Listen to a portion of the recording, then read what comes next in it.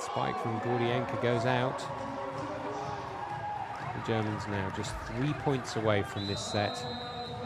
3 points away from taking this into a decider. And most importantly of all, 3 points away from saving me 50p. Natalia looking distinctly upset by that. So does that mean that I have to get a special London 12 50p? Well, that was the bet, I believe. Where do I get one of these 50p's You can buy them from the post office for £2.50. That doesn't sound very fair. That was the bet, Natalia. What started off as a 50p bet has now gone up by 500%. Very good maths, Natalia. Unfortunately, not quite as good as your volleyball predicting. You seemed quite confident when you took the bet. I don't think you thought about the maths at that point because you were so sure you were going to win. Some people waving at the camera. Unfortunately, they're waving at the wrong camera because we're over here. And Schliffler is at the back of the court ready to take this serve. The Germans just 3 points away from winning the set. And Milanin just catching the fingertips of the German defensive blockers there, winning the point. The Russians have come back from big deficits before, but 6 points behind seems too big a gap.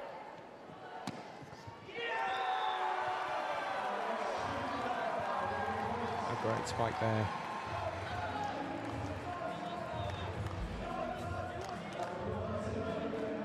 Schliffler from quite deep in the court managed to get that one in, and the defence at the back of the Russian court couldn't do anything about it because it was hit with such incredible power.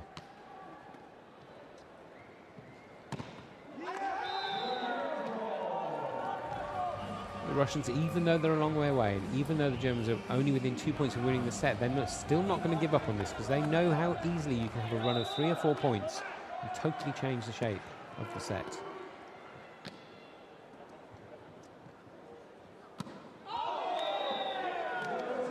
Again, that just caught the fingertips of the defence, the German blockers. Savicev rather just pulling up his shorts in preparation. This serve by Milanin.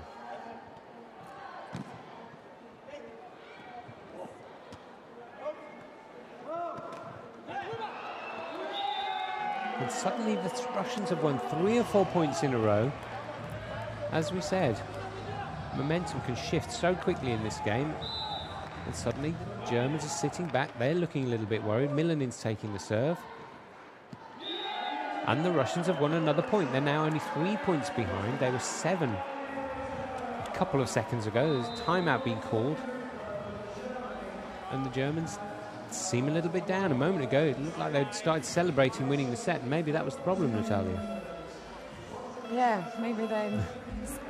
it's that whole thing when you're on the up, and if you relax for just 1 second, the other team are going to take advantage. And I think there's that element where you know you're 7 or 8 points in the lead, and you lose 1 point, and you think that's all right, it's only 1 point, and then suddenly you've lost 3 or 4 points, and that's exactly what's happened here. And the Russians, I think, can smell the fear on the German side of the net, and coming back from this timeout.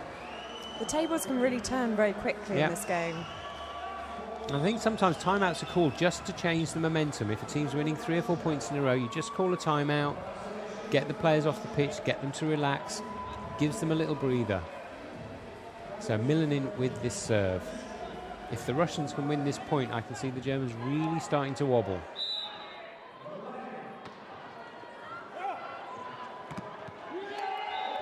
And they have.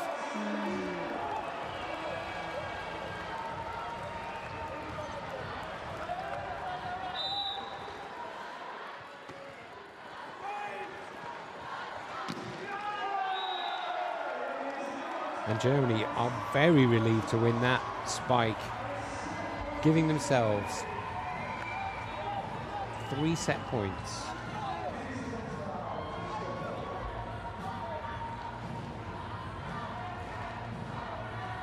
Wiesenthal with the serve. Every player on the court concentrating to their utmost because this is a vital moment in the set. There's a set up. And the Russians win the point. And that is 1 set point gone. Savicev again proving why he's the top scorer in the tournament so far.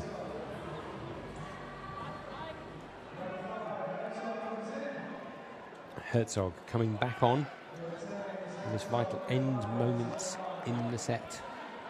Heinlein, Stefan Heinlein, taking a little breather, maybe getting ready for a 5th set, he hopes. Herzog had just come on, and that was a fantastic substitution, because Herzog had just come back onto the court, won the point. The Germans win the set. How do you feel about that, Natalia? We're going into a 5th set. It's £2.50 for me, isn't it? Natalia is smiling through the pain. And this is exactly in reverse what happened in the Pool A game. The thing is, I'm leaving on Monday. I'm going back to Germany. I don't think the post office is open on Sunday. There's one in the media village where you can pop down. I saw them before. Oh, that's convenient for you, isn't it? Yeah, that's where I got the idea. You can pop out between the bronze medal match and the gold medal match. Are they open on Sunday? Yes. Are they open this late? Yeah, they're open till 7 o'clock. That is very convenient, isn't it? So, the bronze medal match. Did you do this with all of your co-commentators? First time ever. Let's call it beginner's luck. But in this bronze medal match, before today, they'd played 7. These two teams had played 7 matches in 10 days. This is their 8th match, obviously in 11 days, which Natalia could tell you because she is very good at maths. And it's all come down to 1 set. One of these teams is going to go home with a bronze medal. One of these teams is going to go home with, I know it sounds harsh, but with nothing. For the Germans who didn't qualify for Beijing, they took on a coach, as Natalia has explained to us, because they wanted to get more serious about the sport and they wanted to prove that they could compete at the top level. And they've proven in this tournament that they can compete at the top level. But if they go home without the bronze medal, that 4 years of incredibly hard work, the way that they've turned themselves around, will be for nothing. The Russians, they won the bronze medal in Beijing. So in effect, they are the holders of that medal. It is theirs to lose. They will not give it up without a fight. The Germans have recent history on their side. They won the Pool A game 3-2. They won it in a deciding set, and in that deciding set, they won it 15-13. I think we've got a fight on our hands. We here. have got a fight on our hands, and if you're near Twitter and you want to predict the final score in this set, then feel free. Do hashtag #SitTheBall. S for sugar, I, T for Tommy, V for Victor, BALL ball, and then put your prediction in. Germany, their score, Russia, their score. Maybe whoever's correct, Natalia, will give you 50p, which is also £2.50, as we now know. I am absolutely not betting. She's not going to bet with the whole of the viewing audience. But if you do want to predict the score in this deciding set for this bronze medal match at the London 2012 Paralympics, it's Russia versus Germany. It is 2 sets all. Every set so far has been over 20 minutes. And we are now into that final set. Who is going to go home with the bronze medal? It's only the first point, but the Russians have won it.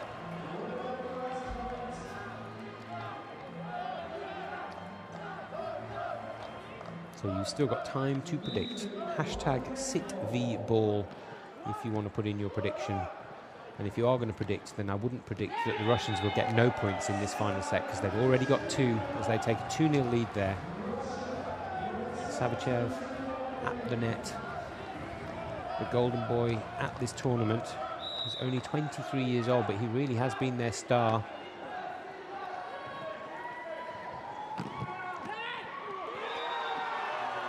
Great defensive effort there, but he couldn't. Number 9 for Russia, Lavrinovic, couldn't quite save it, and the Germans pull it back to 2-1. And in a way, all these points are worth a little bit more than in a normal set, because you only need 15 points to win in the 5th set.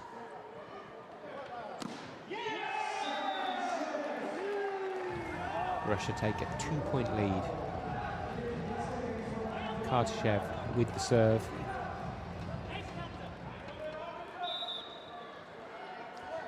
Savicev adjusting his ponytail.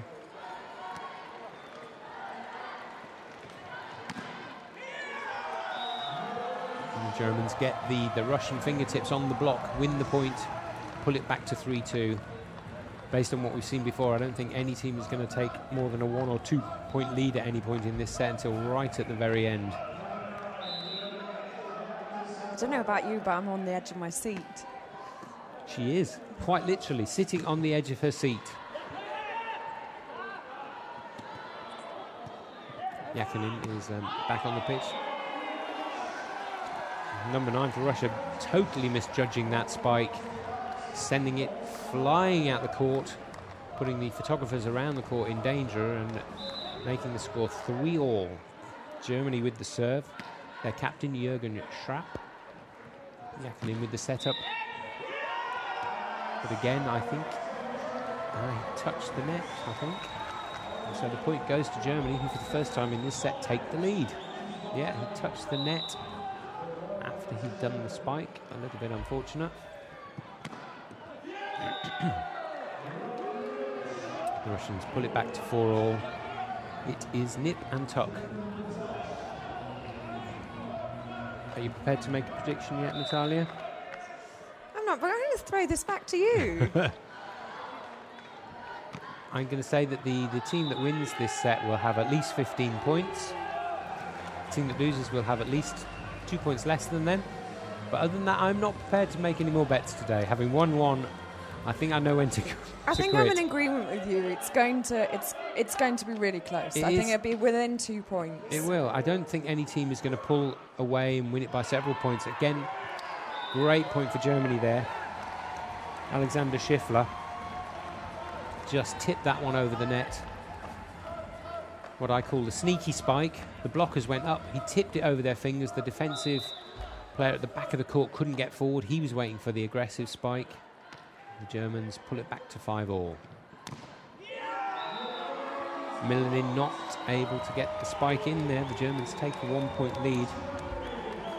Milanin is the second highest point scorer in the tournament. Second highest point scorer, obviously, therefore, for Russia. But he seems to have lost his form in the fourth and the fifth set. He's lost a little bit of energy, it seems to me. Quick handwork there from Lavrinovic. Milanin trying the sneaky spike. That didn't work. The ball came back, and then he tried a proper one, and because I'd criticised him, he proved me wrong and won the point.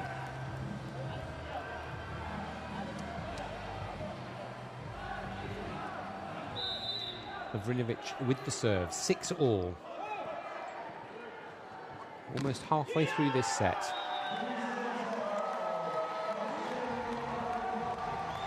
The Germans take a 1 point lead. But what they need to do is capitalise on taking the lead, capitalise on getting the serve back, and try and stretch that lead to more than 1 point. And yet again, they can't do it. 7-all.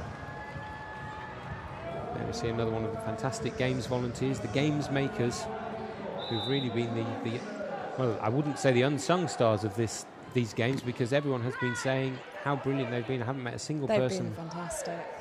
They have been amazing. Every day that I've been at the games, they've been amazing. I haven't seen one of them complain. They have got, it's almost like they've got artificial smiles plastered onto their faces because they are continually smiling. Brilliant. And I mean, really, events like this wouldn't be possible at all without them. No. It's totally reliant on people giving up their time. 70,000 volunteers, which is enough for a good-sized town. On their own, they could almost fill the Olympic Stadium. And I did see a tweet earlier today from Jessica Ennis to all the volunteers. If you're a volunteer and you're listening, or if you know a volunteer, Jessica Ennis said that when they have the Olympic parade for the Olympic and Paralympic parade for the Team GB gold medal winners on Monday, if you were a volunteer at the games, either the Paralympics or the Olympics, wear your uniform on Monday, because all of those players want to be, all of those athletes, they want to be able to say their thank you to you, and they're going to pick you out in the crowd and wave to you, because I know that for all of them you made it a special game for them, and a lot of them have been to many games around the world, and every single one of them said how amazing it's been. So if you've got a volunteer's uniform, wear it with pride on Monday. And quite a lot of the people working for Paralympic Sport TV are also volunteers. Indeed they are, and I hope that they'll be around for the parade on Monday. The Russians unable to get that spike over the net. Schiffler now serving for Germany. They have a 9-7 lead. If they can make this a 3-point lead, we could be seeing the vital turn in events in this match. And it could mean the bronze medal going to Germany.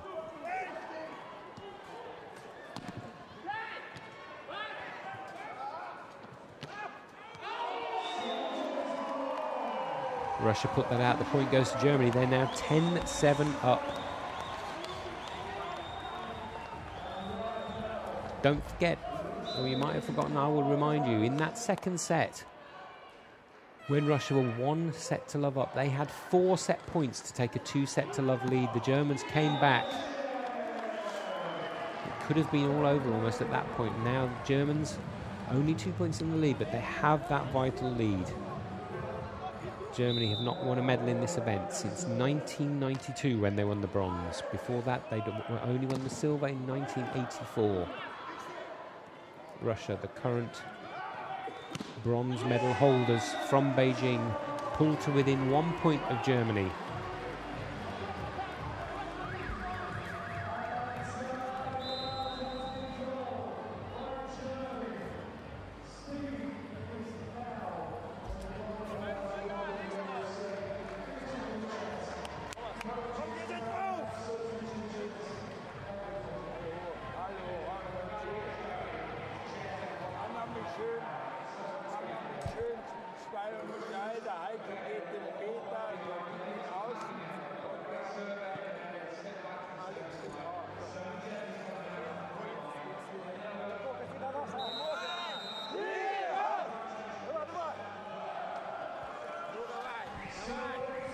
Just while we've got this timeout, some interesting news from one of the other sports, the wheelchair rugby, which, as you'll know, is nicknamed Murder Ball. America just lost in the semi-final. They won the gold in Beijing. They were the massive favourites for the gold at this tournament, but they have gone out, according to my source, Natalia. Yeah, incredible shock there, really. They're playing Canada in the semi-finals. And the final result, it was close. 50-49 to Canada. Canada have knocked out America, the USA, 50-49 in the semi-final of the wheelchair rugby. And here, in the bronze medal match for the sitting volleyball, the Russians, having been 4 points behind in this final set, are now 1 point in the lead. They just had the serve from Milanin. Yakinin does the setup for Savichev. It's a great spike from the Germans and the Russians. Yakinin, the oldest player on the pitch. I need it to be confirmed, but as far as I'm aware, the oldest player in the tournament. He's 51 years old. It's a good dig by Milanin there. Yakinin could not quite get back to it, and it's 11-all here in this 5th set. Don't forget, the 5th set is only played to 15 points, but you still need to be 2 clear points in the lead to win. That point goes to Germany. They take a 12-11 lead. They have the serve.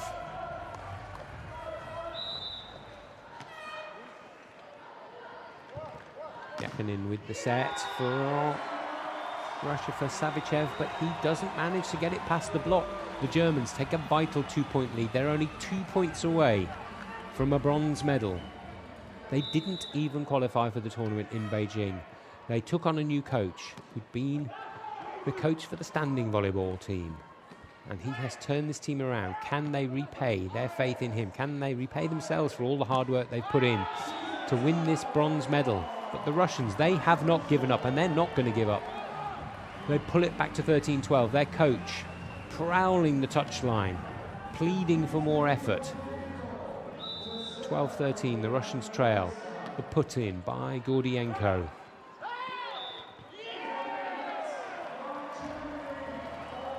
Two touches by a single player, not allowed, and the Russians pull it back to 13-all.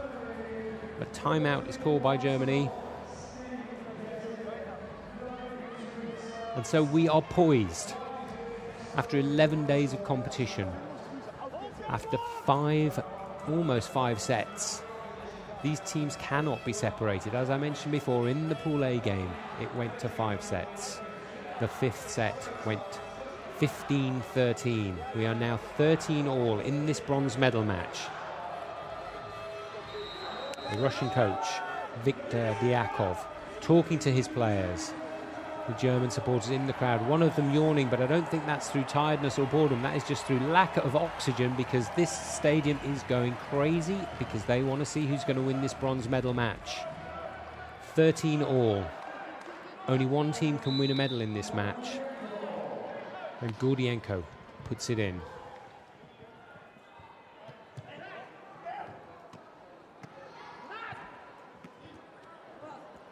Great defensive work by the Germans. Savichev, the golden boy of the Russians, puts them 1 point away from the bronze medal. He has been their top scorer. He has been the top scorer in the tournament. He is the only player in their team with a ponytail. And now they are 1 point away from the bronze medal, thanks to his spike. Gordienko, he of the long serve. Puts it in, but the Germans, they are not giving up. In the Pool A game, this fifth set was won by the Germans 15-13. It's now 14 all. We are now in a situation where whoever blinks first is going to go home without the medal. Savichev goes for the spike, but he puts it long. 20 seconds ago, he was the hero. He'd given them a match point. He'd given them a bronze medal point, but now he's put the ball out to give the Germans a bronze medal point. But to be honest, I still wouldn't bet on who's going to win this game. And Savichev puts it out, and the Germans have won the bronze medal, 16-14, and they are going crazy. After 5 sets, you wouldn't have thought they'd have the energy to do this, but they are piling up. I wouldn't want to be at the bottom of that pile, and their coach, quite sensibly, is doing his own little pile with one of his co-coaches on the other side of the court. The German team are ecstatic, and as we said before, this may only be the bronze medal match, but this means everything to these players. With the two teams who are in the gold medal match dominating the sport worldwide, both in World Championships and in Paralympics, this, in effect, is a gold medal match for the rest of the world. And the Russian team, in spite of their disappointment, in spite of having won the bronze medal in Beijing and trying to hold on to it here, they are very sportingly waiting there at the net to congratulate the victors in this bronze medal match. Each of the German players, Wiesenthal, in tears there, tears of joy as he gives his coach a hug, who came in after they didn't qualify for Beijing. The referees who have kept control of this game, there's not been any problems at all. So it's been an easy day for them. It's been a very, very tough day for the Russians because they have lost this bronze medal match to the Germans. 16-14 in the fifth set. Savichev, who has been the golden boy of this tournament, who has been the top scorer for the Russians. As is often the way in sport, you may be a hero 1 minute, but then he put that spike long and gave the gold medal, the bronze medal rather, to the Germans. But let's not blame him because the Germans fought for this.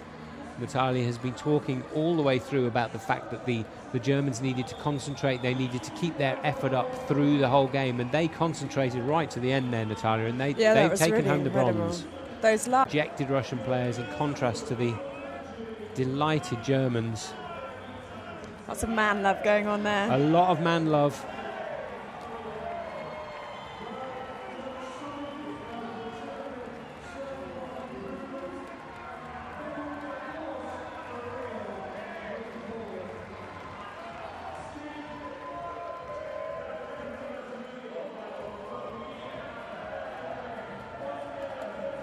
No one in this stadium will be leaving because shortly there is going to be the gold medal match between Iran and Bosnia and Herzegovina as we see the Germans celebrate their bronze medal. If you just tuned in, you may well think that they'd won the gold, so happy are these players, but they have been on a journey since Beijing.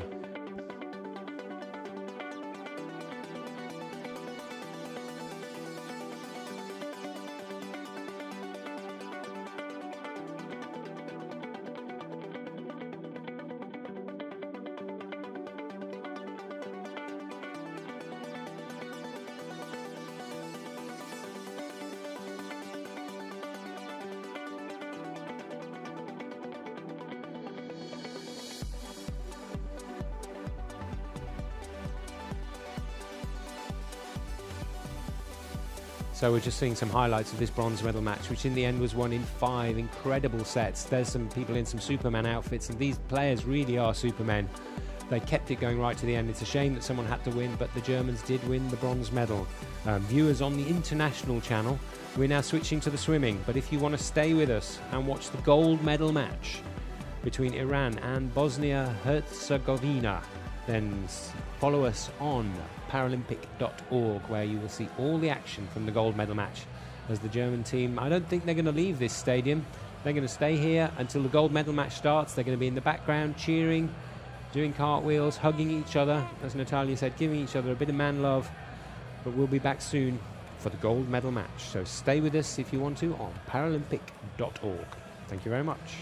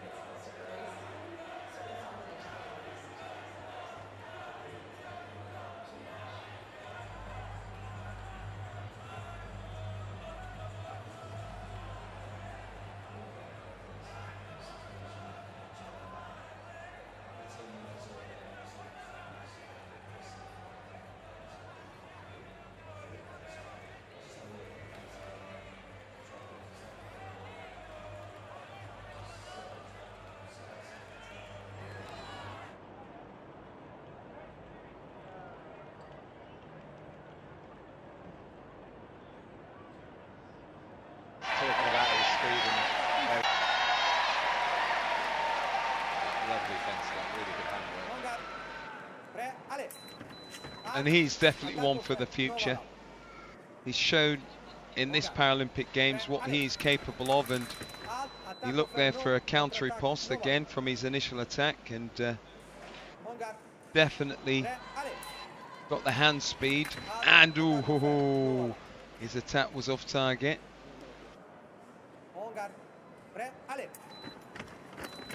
Parapost against him that time.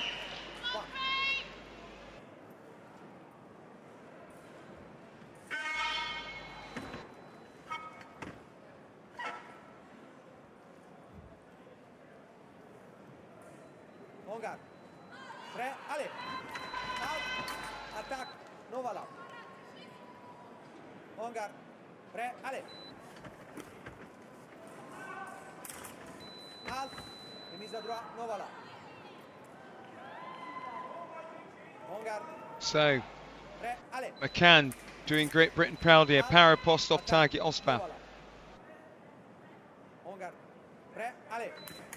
Parapost, McCann, no. They look for the replacements, called a call. Try to force it through.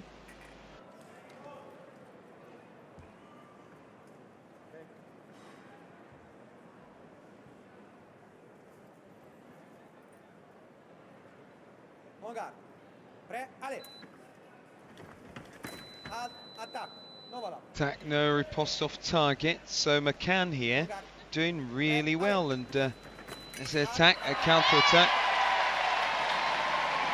Not given.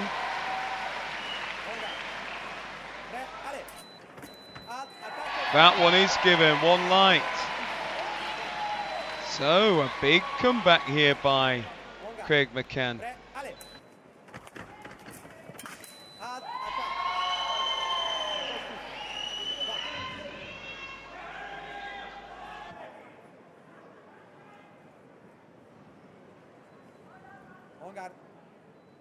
In hits wise, it's 3-3. Parapost again, McCann. Well. This is what we said earlier on, Jimmy. Has this Great British team got the concentration? Because it does appear that they start quite slowly and then they get themselves back into the match, but at a very, very late stage where there's so much for them to do, it is near on impossible to claw the match back. If they start like this at the beginning of the fight, they would be closer in terms of hits and put more pressure on their opponents. Yeah, definitely. They have been much better towards the end of their matches than we've seen so far. Maybe a bit of that as well as a bit of the pressure's lifted on them. They're just going for it. They're that bit more relaxed, and they feel okay to go and try things and just go for it. Maybe that's why they're scoring more hits. Maybe they need to try to find a way of bringing that in early.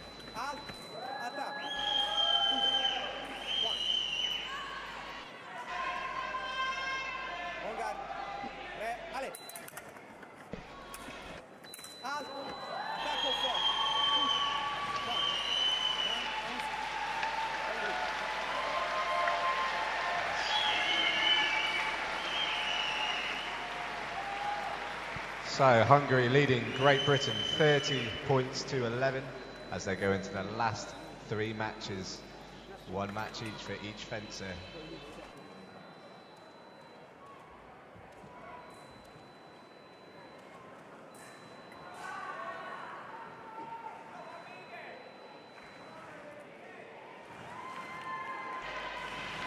So the final machinations of the wheelchair fencing Heaton against Pal Sekaresh. Now, Jimmy, this is the 2 Class B, Category B athletes, and so equally matched, we would think, in terms of classification. So Heaton, though, with a chance to follow on from where McCann left off.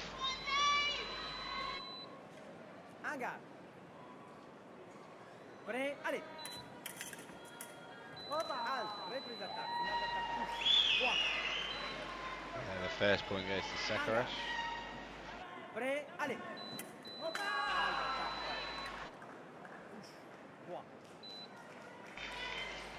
Rolling back the ear, Sekresh, with that action. Absolutely brutal, and he does a beat attack there, and Dave Heaton there is caught off target, and that time Heaton's attack was, no, his was off target.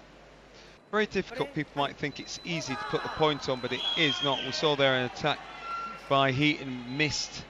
If it had hit, it would have been his hit, but it did not score.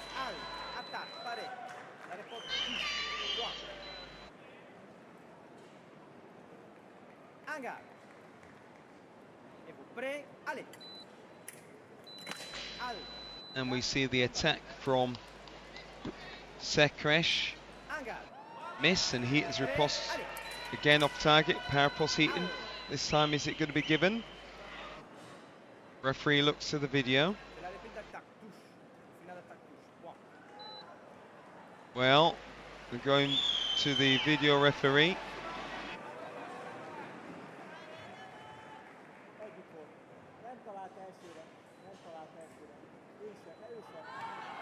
And a bit of ribbing there between the Paralympic GB coach and Pal Sekresh, both Hungarian.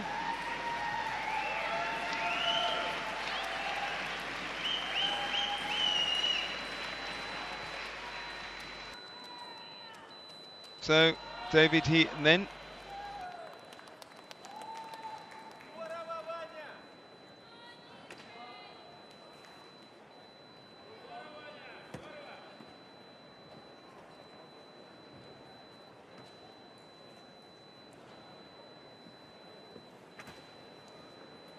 They're just waiting for the penultimate match to get underway between Gyula Matej of Hungary and Craig McCann of Great Britain. They're just getting their pairs aligned at the correct distance.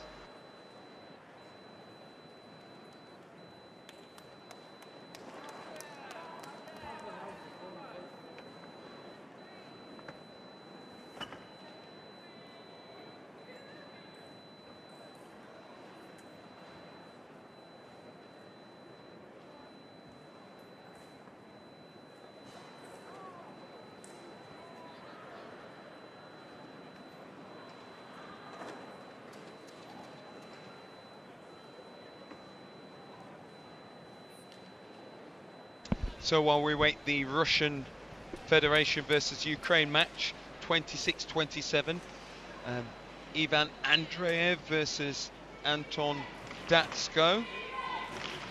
And we saw an incredible comeback as well. We saw Demchuk from the Ukraine scoring 14 points against Yusupov to bring Ukraine back from 20-11 down to 25-23 up. So we talked about targeting that weaker link in the team.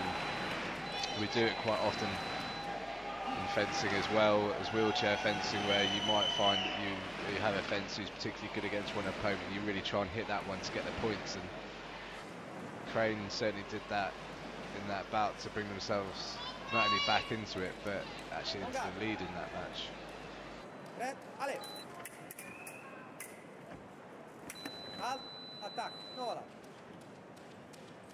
So, Great Britain's Craig McCann with it all to do.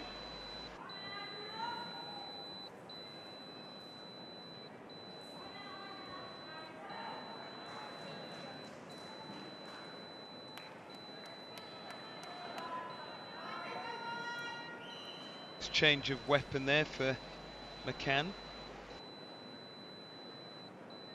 And you're right, Jimmy, back to the Ukraine match, 28-27. What a turnaround, that 14-3 barnstorming turnaround there by Demchuk.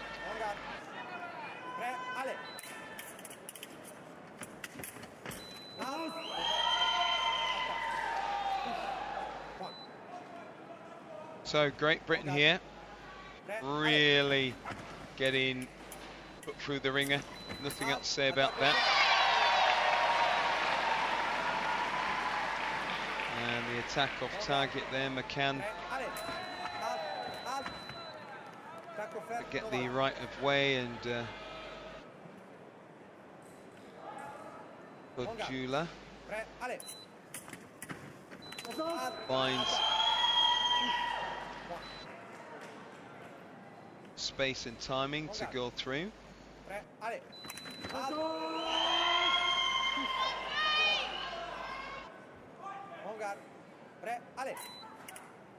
Get him, the Hungarians say. McCann looking for the target, and the attack is good from Jula. Hungary, after a very, very promising start against People's Republic of China, were beaten in the end quite convincingly by China, but no mean feat, and there's one on the board for McCann.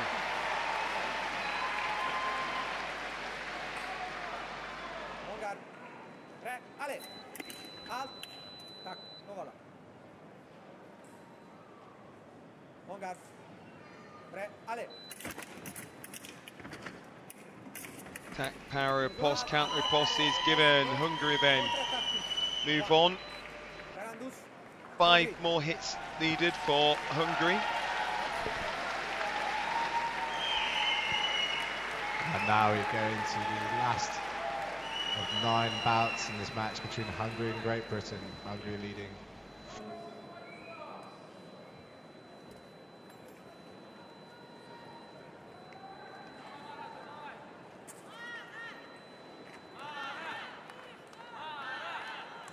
So the action continues. Last fight then, potentially, well, it will be. There's 3 minutes here for Great Britain to bring this back. Big ask. What's that? 28 hits to draw level, and then another 5. 27. 35. I don't think so. It's going to be a big one, Jimmy. Can Great Britain do it? Are they capable of doing it?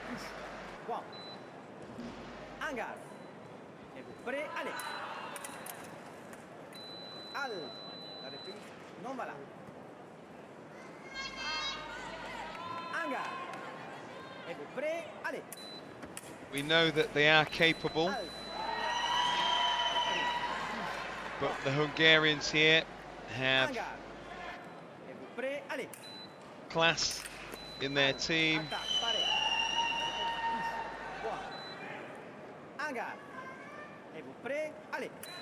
Simon Wilson here from Great Britain, trying, being caught with the remise. Oshvat, a bronze medalist in the individual tournament.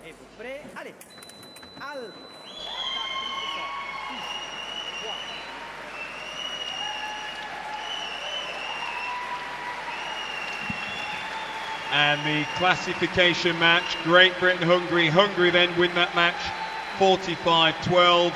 Well done, Great Britain. There is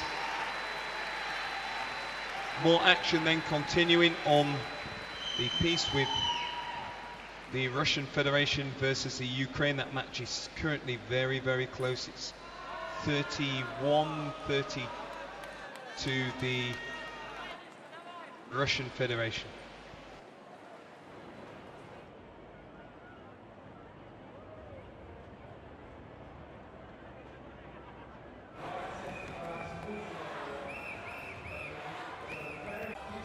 Welcome back to the Excel Arena in London for London 2012, the Paralympic Games.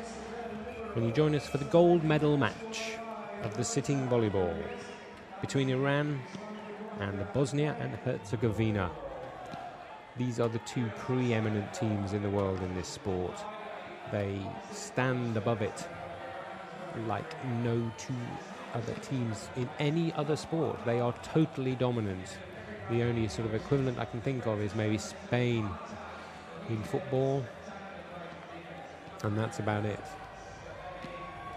We were just seeing on the screen there the Iranian results from the tournament so far. They've now gone off very conveniently, but these 2 teams were in the same group. They were both in Pool B.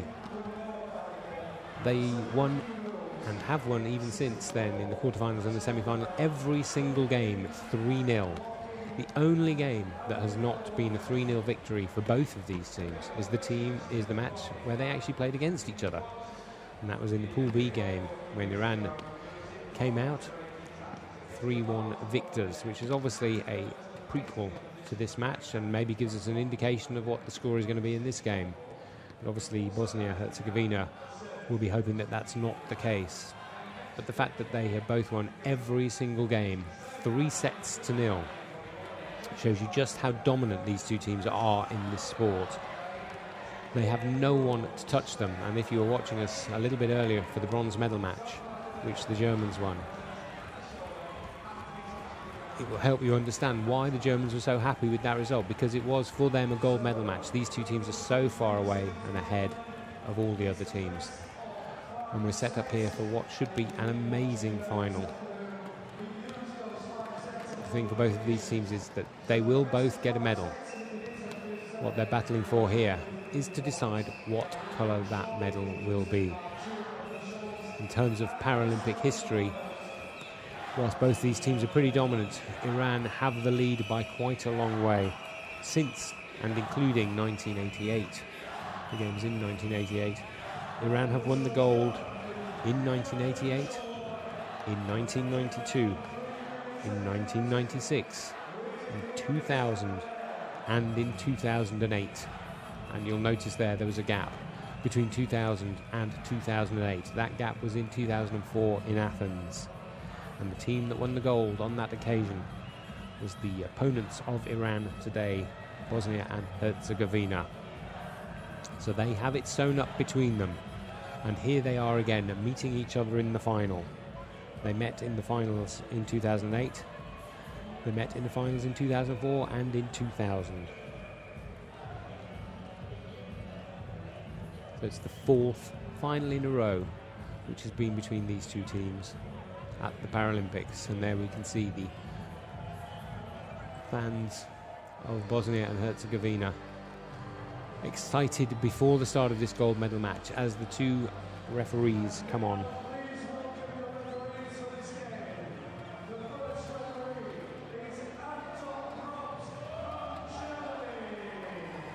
And you can hear in the background the stadium announcer welcoming Anton Probst from Germany, the first referee, and Tumas Marulo from Estonia. If you're ever unsure, and if I'm not quite quick enough to point out who's won a point, if you keep your eye on the referee after a point has been scored, he will point towards the team who has won that point.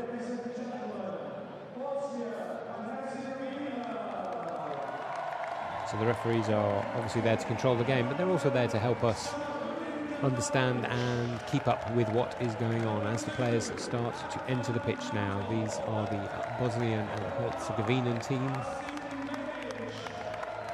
And as you can see, they are wearing black.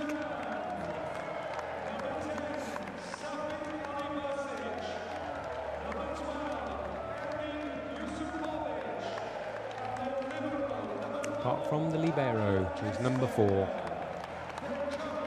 Adnan Kezmer. The libero is a specialist defensive player. He's not allowed to play attacking shots. There is the Bosnian coach waving to his friends and family, looking confident.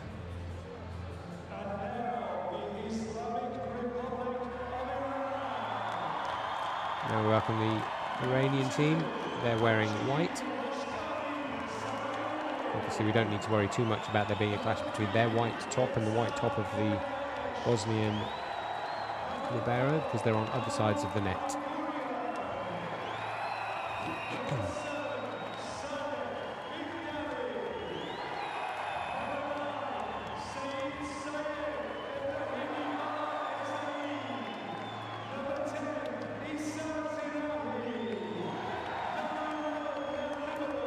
And number 11 is their libero.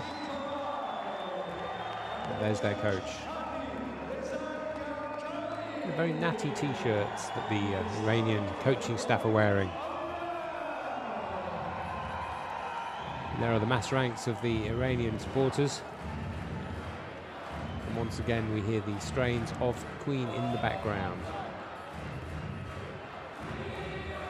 And just to remind you that these teams met in Pool B. And on that occasion, the Iranians came out on top, but the Bosnia-Herzegovina won the first set, 25-22. And then the Iranians won the next 3 sets to 18 points, and 22. Just to remind you that each set is played to 25 points. You have to be at least 2 points ahead to win the set. If it does go to 5 sets, the 5th set is up to 15, and again you do have to win by 2 points. And the ball is rolled. One of the Bosnian players to take the serve. It is their captain, Delalic. And they win the first point. Take an early lead, as I just said, that they won the first set when they lost 3-1 in the pool games. Then they went on to lose the next 3. All of those sets were very close. All of those sets were over 20 minutes. In fact, that 4th set was nearly half an hour.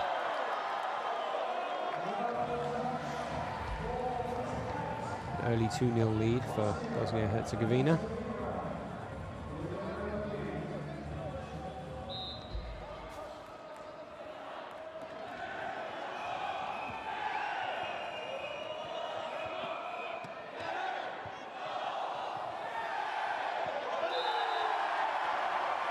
And the Iranians get on the scoreboard.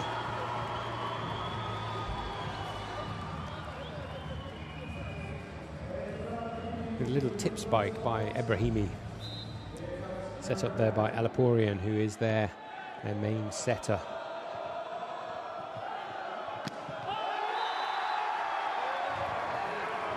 Great spike there by Ebrahimi.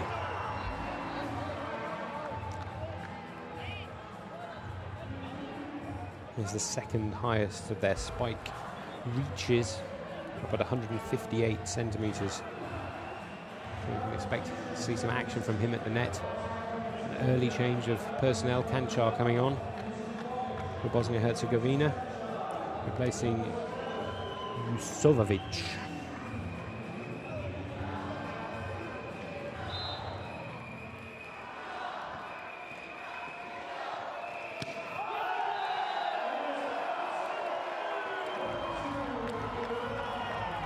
Iran now take a 3-2 lead. The interesting thing with both of these teams, in fact, is that whilst they do have their stars and some of the players get more points than others, they don't have any players who have an incredibly large amount of their points. If you were watching the bronze medal match with us, you might have noticed that you'll remember that two of the Russian players were by far and away their biggest scorers. They had over 50% of their points between them, whereas both for the Iranians and for the Bosnian and Herzegovinans, their point scoring is spread amongst the team. It really is, as we were saying before, a team game, and both of these teams, maybe this is why they're at the top of the charts, they really do treat it like a team game, and everyone plays their part, gets the points, does the blocks, gets the digs in, makes the sets. There's no standout players who they would really miss. But early on, Ebrahimi is proving himself to be the spike master. Set up there by Lashkari.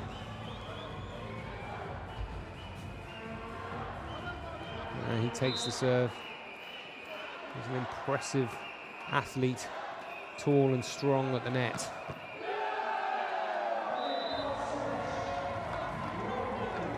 Bosnia and Herzegovina just take a 1-point lead. It's very early in this game. Both teams jockeying for position, trying to show the others that they're the ones today. Obviously for Bosnia and Herzegovina, because they lost 3-1 in that pool game, they'll want to make an early statement of intent in this gold medal match.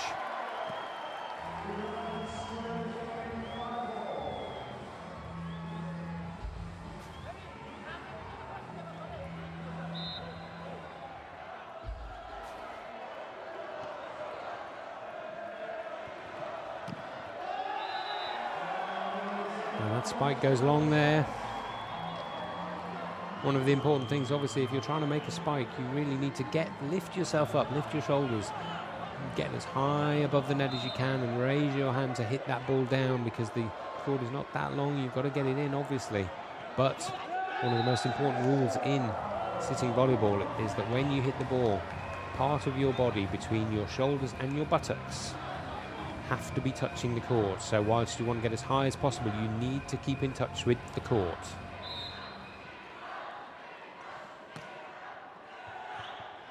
It's a good bit of defensive work by the libero there. Ramazan Salehi. A nice set and a great spike by by Zirahi there.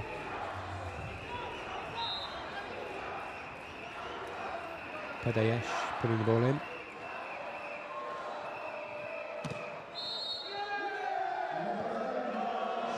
Good block at the net, but I think he touched the net. And the point goes to Bosnia-Herzegovina.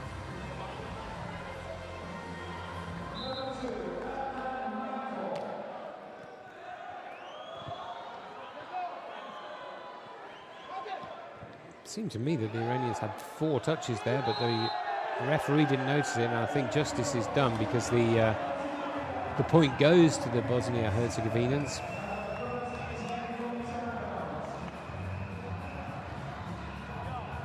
This is the first time out. We're about a third of the way through this set. As I said, it's the first team to 25 points will win the set, and it's the best of 5 sets.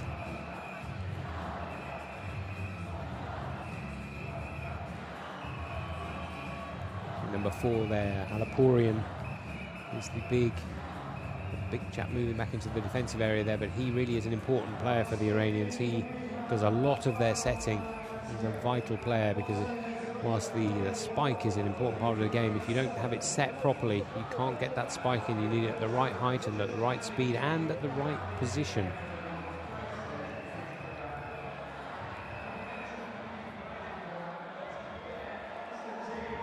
We just saw some Brazilians in the crowd, and you're probably wondering why the Brazilians come to this game. Well, probably because it's the 2 best teams in the world, but also the Brazilians played earlier in the 5th and 6th playoff match. They beat the Egyptians 3-2 to finish 5th in this tournament.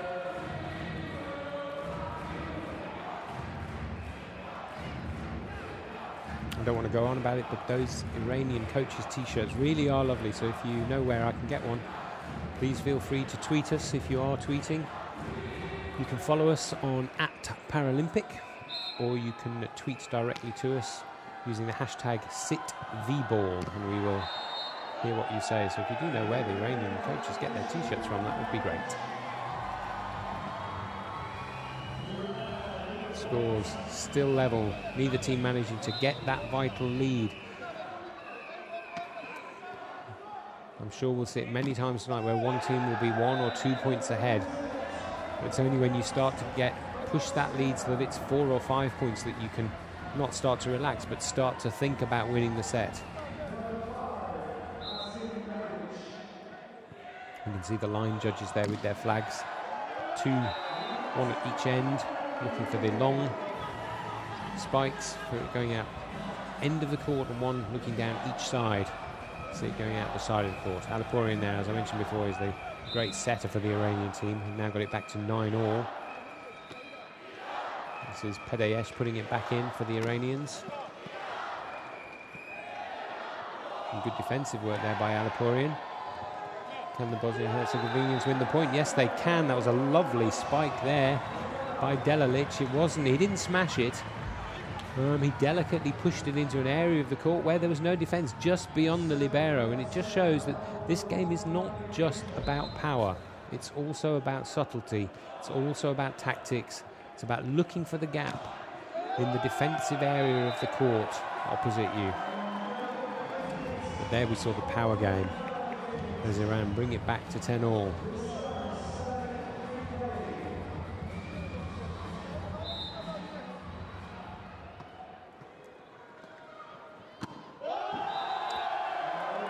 Spike goes long. There's Alibazic putting it long. The thing is, you need to raise yourself from the core, lift your shoulders, get the hands high, and try and get that spike so that it lands in. It's difficult because you've obviously got to get it over the net first and then bring it down the other side with pace.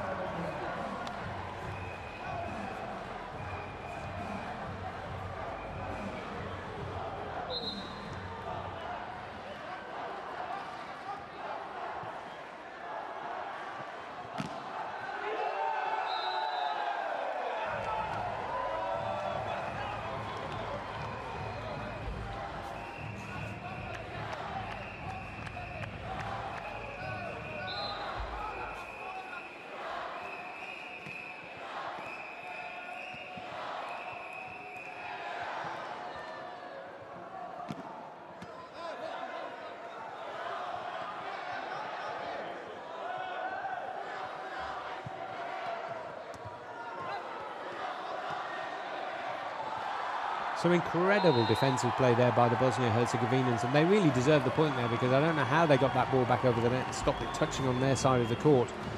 But they did a great bit of reaching there by two of the players. But the Iranians won the points to bring it back to level pegging at 12 all.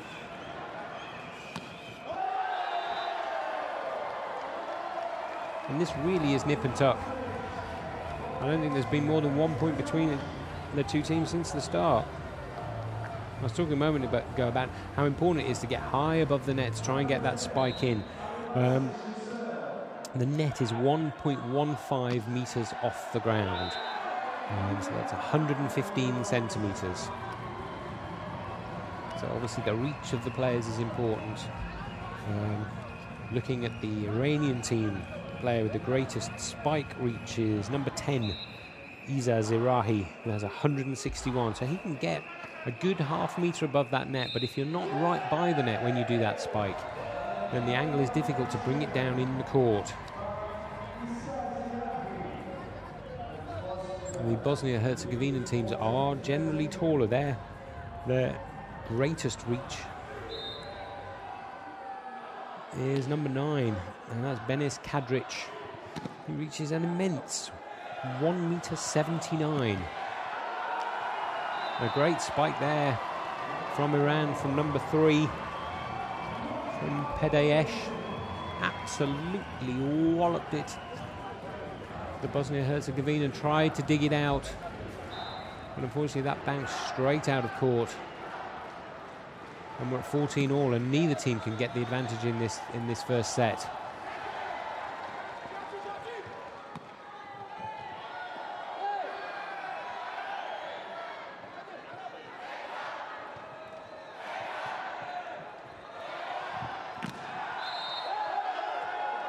There's a long rally there. Brought to an end, and the point goes to Iran.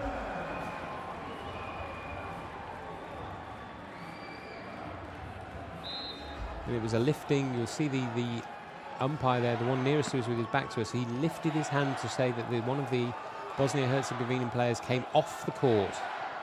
As I've mentioned, you need to keep some part of your body between your buttocks and your shoulders touching the court when you play the ball. The reason it's that area rather than just the buttocks is obviously sometimes when they're leaning back for a defensive shot, they might lift their buttocks but keep their shoulder in touch with the court while they play the shot. Manko with the serve.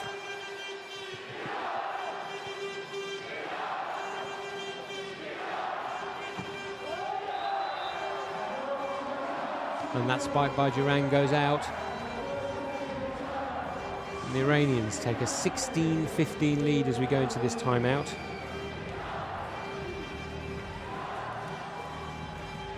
And let's not forget that you can hear the crowd going crazy, and that's because this is the gold medal match. This is what they've been playing for. This tournament spread over 11 days.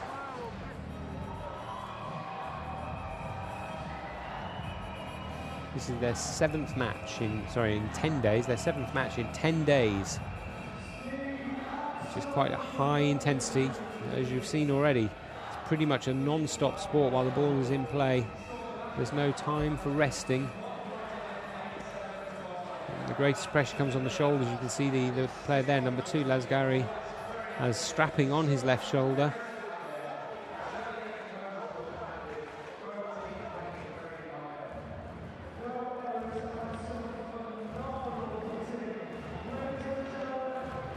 The sport first emerged, just for those of you who don't know, first emerged in the Netherlands in the 1950s.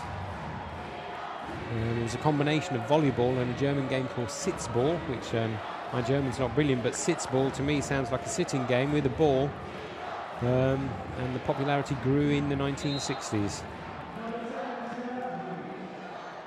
First seen at the Olympics at the 1976 Toronto Games as a demonstration sport. The first medal was fought for in Arnhem in 1980. And for more than a decade now, the Iranians have been the champions of this sport.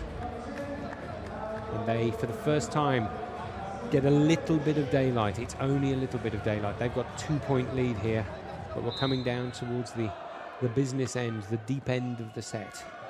And if they can maintain that lead, and may stretch it a little bit, a 3-point lead. And the thing with this game, it has been nip and tuck, the set so far. One team in the lead, and then it's been level. But the Iranians have finally got a 3-point lead, and you can see the Bosnia and Herzegovina coaching staff have called a timeout because they can see that the momentum is shifting, and they need to get some words to their troops, calm them down, make sure that they stay in this set.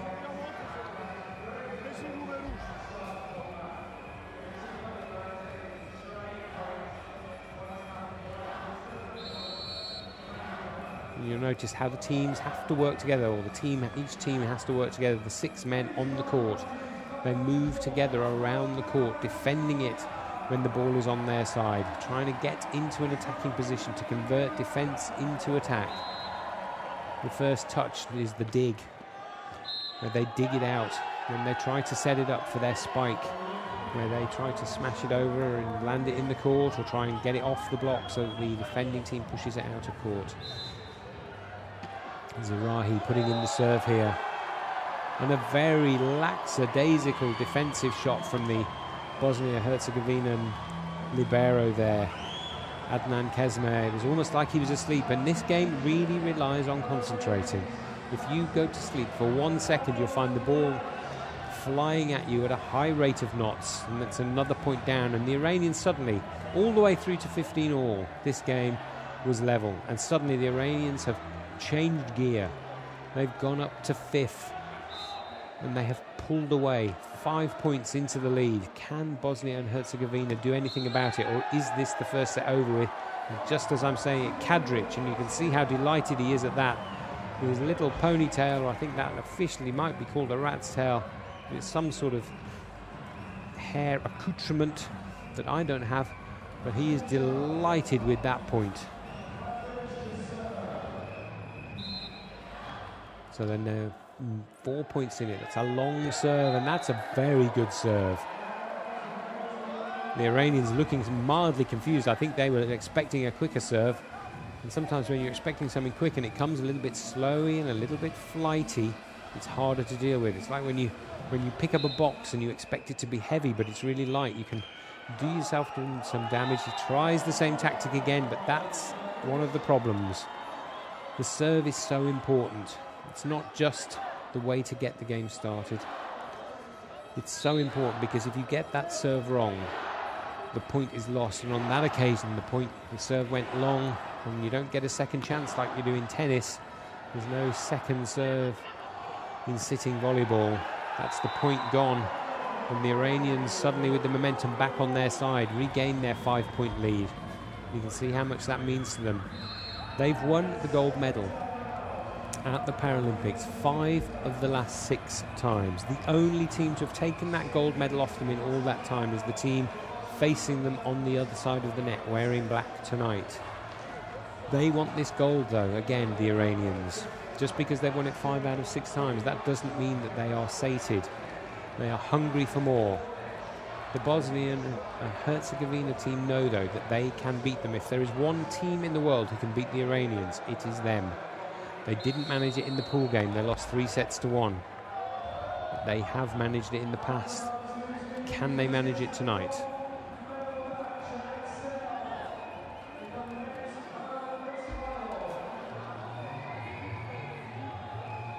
Number 2 for Iran, Lashkari. Let's see the strapping clearly evident on his shoulder. I don't think that's actually the shoulder of the arm that he hits with, but you can see that this is a game which puts the strain on the whole body. Quick switch there. Hamzic coming off. Alibazic coming on for the Bosnia and Herzegovina team. Serve comes in. It's a quick one, but it's dealt with. And a little dainty spike there by number 6, Duran. A lot of the spikes you'll see will be the hard, smacked ones which fire at the opposition, but that one he just dinked it over and nobody could get it back. It's the more traditional spike, and that wins the point for Iran, 23-18. They can see the winning line at the end of this set. They can see a 1-0 lead looming not very far in the distance. Can they keep their nerve? They have a 5-point lead. It's going to be difficult for Bosnia and Herzegovina to get back into this set now.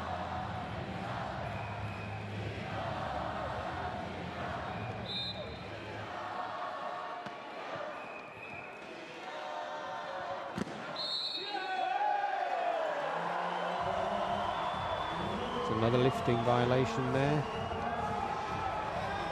They're questioning it. The referee's decision is final. The Iranians take a 24-18 lead, which gives them 6 set points to take a 1-set-to-love lead.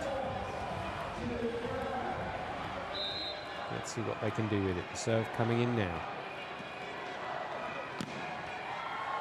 Good defensive work. It's incredible defensive work by the Bosnians.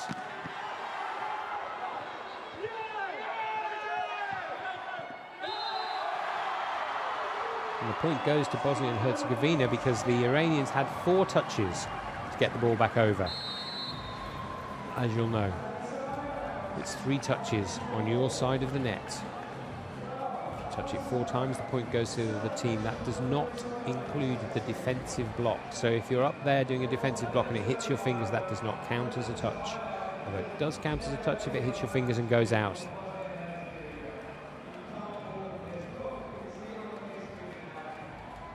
This set is already stretched beyond 20 minutes. Amazing defensive work there by the Bosnia and Herzegovina player Ermin Jusovic. Looked like a lost cause, but he won them that point. He saved the set point, and the set is not yet over. Although the Iranians are in a commanding position, it's not over until you win at that final point. Johan looking quite satisfied with himself. Some of the fans hoping that the Bosnian and Herzegovinans can get back into this set and maybe save it. So a little tippy spike there. And that spike from the Bosnians goes long, only just. But that gives the first set to Iran, 25-19.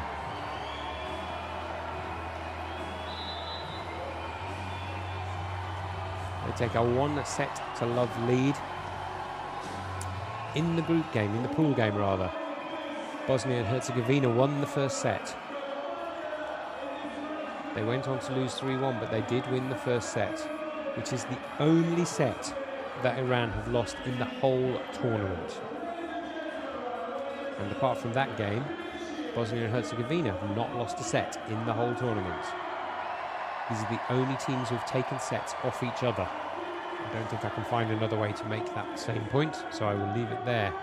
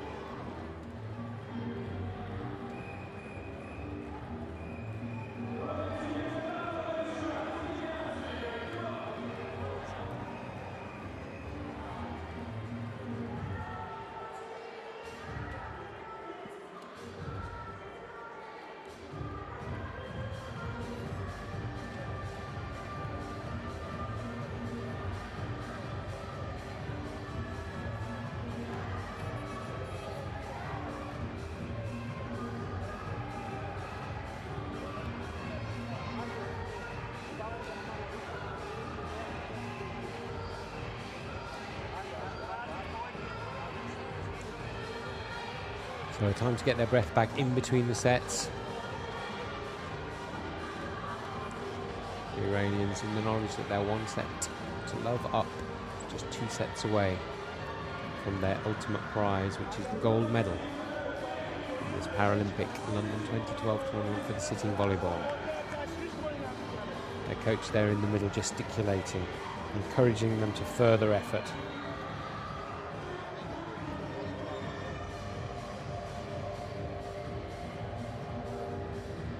Fans enjoying the background music which is played whenever there's a little break in the play.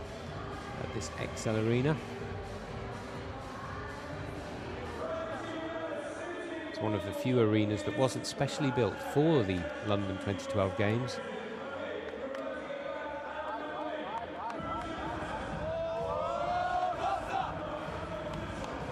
Little Bosnia and Herzegovina chant as they move back onto the court for the second set. It's really a set that the Bosnia and Herzegovina team cannot afford to lose. To go 2-0 down to the Iranians is going to create an absolute mountain for them to climb.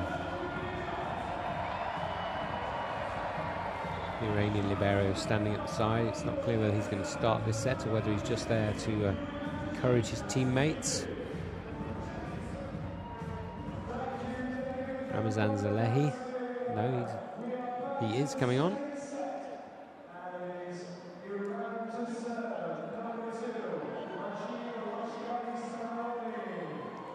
Number 2, Lashkari will serve to start this set. Iran at 1 set to love up.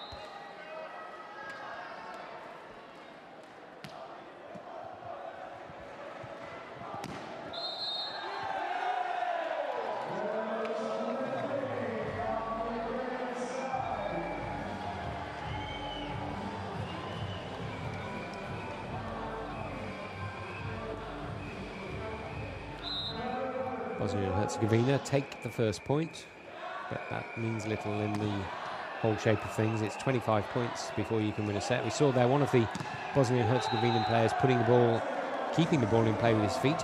You can play the ball with any part of your body. There are no limitations as to which part of the body you can play the ball with. If your foot's nearest, get the foot under it and get it back. If you want to head it, you can head it. But one of the important rules, and we've already seen a couple of the players fall foul of it, is you must keep part of your body in touch with the court, part of your body between your buttocks and your shoulders. If you play a shot while you're not in touch with the court, you will lose the point. Number 7, Sadegh Big Delhi putting the serve in there. It was a big serve for Delhi. Big Delhi. They won the point. Aliporian getting the spike. And that serve goes long. There's nothing more frustrating for a sitting volleyball spectator or player, I'm sure, than when the serve goes long. It is a closed skill. There's no other outside agent or pressure on you. You have the ball, you can throw it up when you want, you can throw it how high you want, you can hit it where you want. But it's amazing how often pressure from the opposition, from where their defensive players are, from what has gone on before, the pressure of the position of the game will affect a serve. I'm sure these players in training, if they were serving on an empty court, they would never serve it out. But let's not be too critical of them when they serve it out here, because what they're trying to do is to put the defensive team under pressure. They can do that by playing an extremely quick serve, or in this case they've played a soft serve because sometimes the softer ball is harder for the defensive team to deal with. As we saw there, when the ball comes onto you slowly, you have to put more effort into getting it moving back the other way, and in that case the Bosnia-Herzegovina team weren't able to do that. It was a floaty serve. But you'll see a wide variety of serves. Again, it's the floaty one. It's harder for them to get it back into play. They have to put the movement on the ball.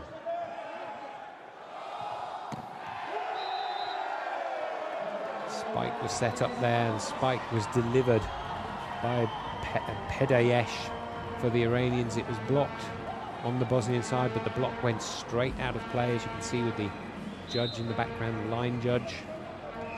The point goes to the Iranians, and for the first time in this set, it's still very early, but they've opened up now. A 3-point lead. Could that be vital? If Iran get away at this point, they won't be very far from a 2-set-to-love lead, which will be almost impossible for Bosnia and Herzegovina to get back.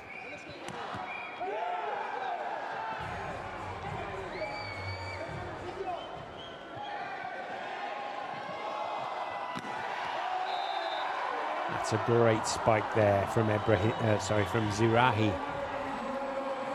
diagonal spike into an open area of the court.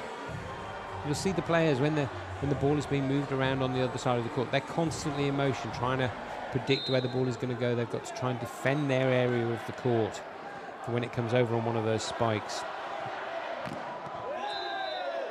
But if the opposition have got a good spiker, number 10 for Iran, he's their tallest spiker. He's 106. His spike reach is 161 centimeters, which is almost half a meter above the net. So when he gets close to the net, if the set is right and he's got his eye in, he can really put that spike away.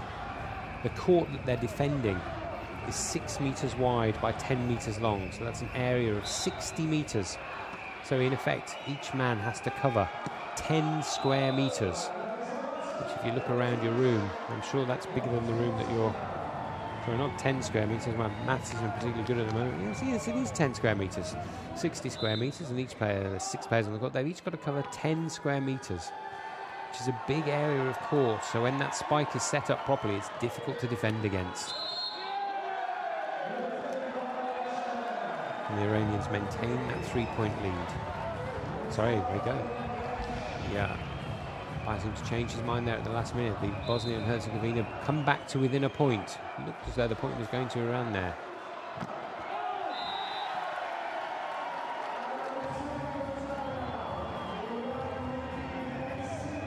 So the Iranians call a timeout. There's 2 points in it. Things are constantly changing in sitting volleyball. The tactics of the teams will change. As we know, there's different ways to spike. There's different ways to set. There's different ways to defend. You can spike from further back. It's more difficult, but you can spike from further back. Or you can spike from right up by the net. You can change the way that you serve. It's not just about changing the velocity of the serve. You can change the direction of the serve. And you can change the length of the serve. So it's difficult to defend. And that's why we have these timeouts, because one team will change something. They'll come back into the game. The other team will have to find some way to change what they're doing to counteract that. But at the moment, the momentum is with the Iranians, is with the current holders of the Paralympic gold medal. They won it 4 years ago in Beijing. They beat the Bosnia-Herzegovinans in that final. They beat them earlier this week, or earlier in this tournament, in the Pool B game. They beat them 3-1, and on that occasion the Bosnia-Herzegovina team won the first set, but tonight the Iranians have won the first set. They're already 1 set to love up. Can they make it 2? They're ahead in this second set. Aliporian is going to put the ball back in. He's going to serve at 8-6 up.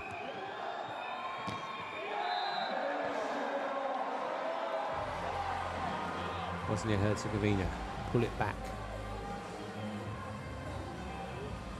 As I said before, on average the Bosnia-Herzegovina team are taller, or have a higher reach, have a greater reach, a spike reach and a block reach than the Iranian team. But if you look on the court, the Iranians look as though they have a greater reach. That man there, number 10, Izzaz Irahi, is their man with the greatest reach. And he put that spike away to give them a 9-7 lead, and they have the serve. If you win the point, you either keep the serve if you've already got it, or if you didn't have it, you gain the serve.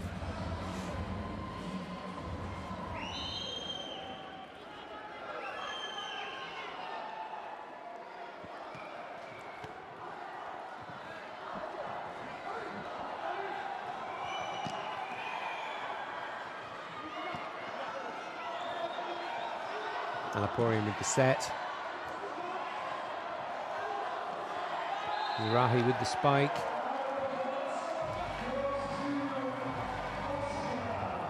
The point goes to the Bosnians. I'm not quite sure why there. It looked to me as though the Iranians won that point, but the referees have decided otherwise. It went outside the net. It hit that little red and white stick that you can see. You have to get the shot inside there. That's part of the net. It's not like tennis. And I keep comparing it to tennis, but there are similarities.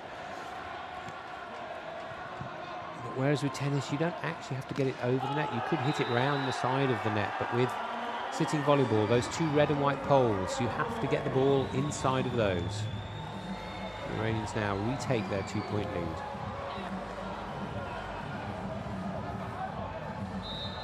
Zirahi with the serve. Set for Iran there, and that's a good spike by number 9, Ebrahimi. Now take a 3-point lead in this set. Is that going to be all that they need? Timeout called, as we've seen already, often. Once a team gets 3 or 4 points in the lead, a timeout is called. On this occasion, the Bosnia-Herzegovina team call that timeout. It's a little time to rest, because when the game is in play, even between points, there's no time to rest. There's not much time between the points. And in the background there, we can see some of the 70,000 strong army of volunteers here at these Paralympics sweeping the court. Obviously the players are diving all over the court. And bits of sweat obviously get on the court, so that needs to be cleaned off. Bosnia-Herzegovina will know that they need to get back into this set. They cannot afford to lose this set.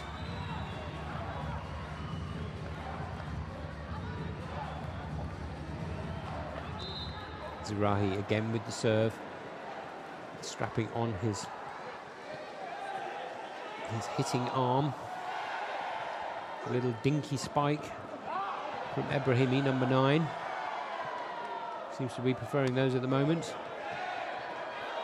Set from Zirahi. And that spike goes long from Iran, and the point goes to Bosnia-Herzegovina. They pull it back to 2 points. Medic is going to put the serve in.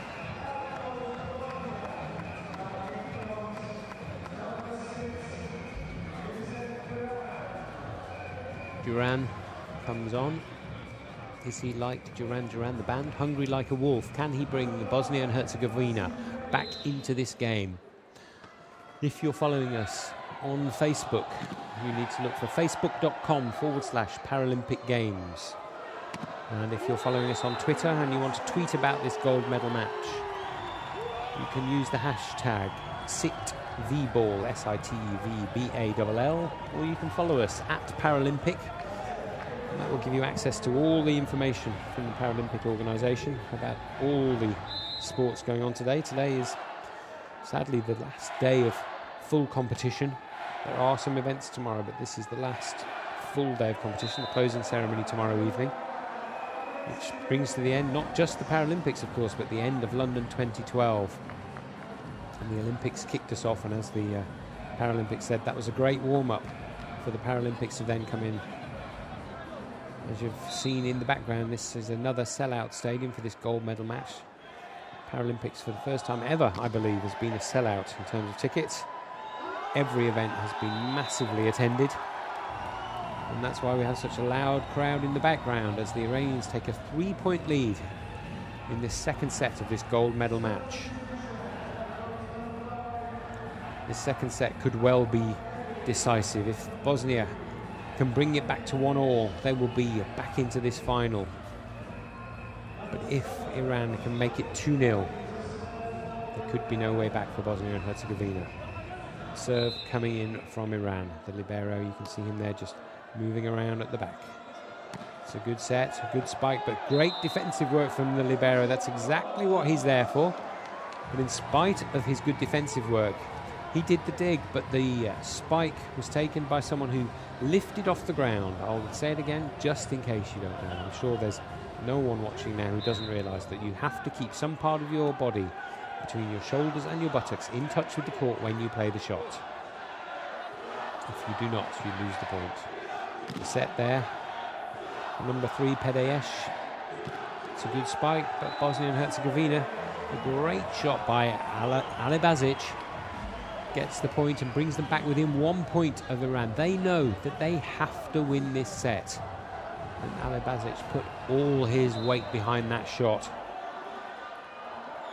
He's not their tallest player. He's not got the greatest reach. He got that ball in well. Iran now regain their 2-point lead. Ebrahimi coming back, ready for the serve. Got tape on his fingers, gives him a little more purchase. The timeout is called by Iran. They're just 2 points ahead. Still a long way to go in this set. It's 25 points before you can chalk it up. So it's not over yet. So there's still plenty of time. With a little cramp in his leg there, stretching it out. I think that is Alaporian. I can't tell because he's lying down and he's out of shot. Actually, it's not Alaporian. I think it is... no, it is Alaporian, actually. And the nice thing that we can see in the crowd, there's supporters from all countries at this this gold medal match. It's not just fans of Iran and Bosnia and Herzegovina. There's Brazilians, there's British fans. We've seen some Dutch fans earlier. Everyone wants to know who's going to win this match, who's going to take this gold medal home with them. Obviously, they both know that they're going to take a medal. What they don't know is what colour that medal will be. And whilst there is a lot to say about winning a silver medal, if you asked either of these teams what they wanted, they would not have to think for a nanosecond. They want the gold, and they will not stop until they've got it.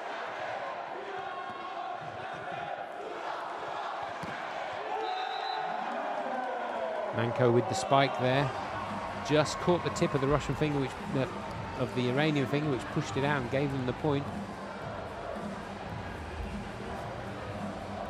Alibazic with the serve. You see Duran just in front of him there, in the back court in a defensive position. That's a great spike there from Zirahi.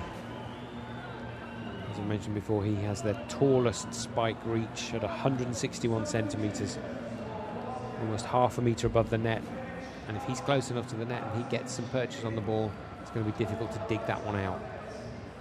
Hamzic coming on for Bosnia and Herzegovina. He's their oldest player at 44.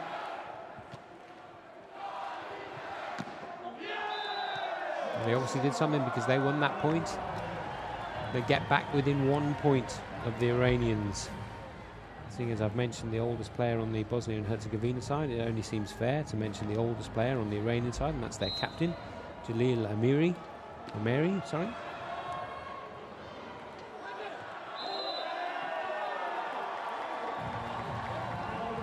Bosnia and the Iranians take a 2-point lead again, and it's another timeout. Alaporian having treatment on that leg again. That's the second time we've seen him have treatment on that leg. It looked to me like they were maybe putting some ibuprofen gel on there, or some other gel. There are other gels available, which are the pain-killing gels, which, unlike tablets, you can rub straight onto the point of the pain. He'd been having it stretched out earlier. We thought he had cramp. Now he's had some gel on. He's having some more stretching done there. He looks like a calf strain. And the thing is, even though it's called sitting volleyball, you'll see them pushing themselves around on the court, and they have to push themselves around very quickly. It's not a case of they're just sitting in one position. They move around the court. When the ball is on their side of the net, they have to move around because they have to get into the offensive position. When they don't have the ball, they've constantly got to be aware of where the ball's going to come over so that they can get the dig in or the block in. And that's why you can still get leg injuries in this sort of in this sport. Watch them now as they come back after that timeout. A couple of people there doing the Mobot. Praise of Mo Farah, the Team GB long distance runner who won gold in 5,000 and 10,000 metres this year at the Olympics. Kadeyesh putting the ball back in for Iran, and they win that point to take a 3-point lead, and it's now getting quite vital as we get towards the very end of this set. Any large lead at this point is going to be very difficult to claw back for the Bosnian and Herzegovinans. Delalic with the set, the little tippy touch over by Manko. He didn't actually get the point there, but then the spike from the Iranians went long. There's really two types of spike. There's the little tippy tap one that we saw there from Manko, where you just touch it over. You're just touching it over the fingers of the blockers. Or there's the real smashed spike, where you're trying to get on top of the ball and play it down into the court with power, finding that space. And that's what we saw on that occasion. Bosnia and Herzegovina getting now within 1 point of Iran.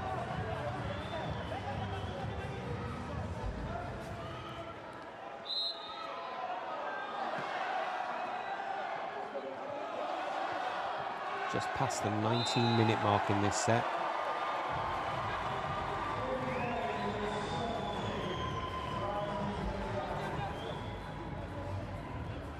And Iran winning that point there with what we're going to call the tippy-tappy spike.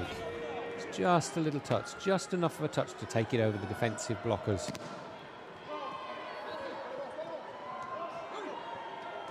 It's good defensive work from Bosnia and Herzegovina there.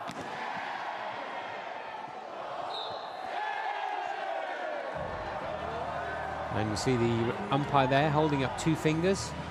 It's not the victory salute, or it is for Bosnia and Herzegovina. He's indicating that a player on the Iranian side had 2 touches. There's only a few signals that the umpires give. One of them is that 2-fingered one where one of the players has had 2 touches. The other one is when he's awarding the point. He'll point towards the team as he's doing there. And again, it's a 2-touch point. He'll point towards the team who've won the point, and that point brings the scores level. The other one is when he'll slowly lift his hand from sort of knee level up to his waist, bending at the elbow, which is when one of the players is a lifting violation, when he's lifted off the court when he's played his shot.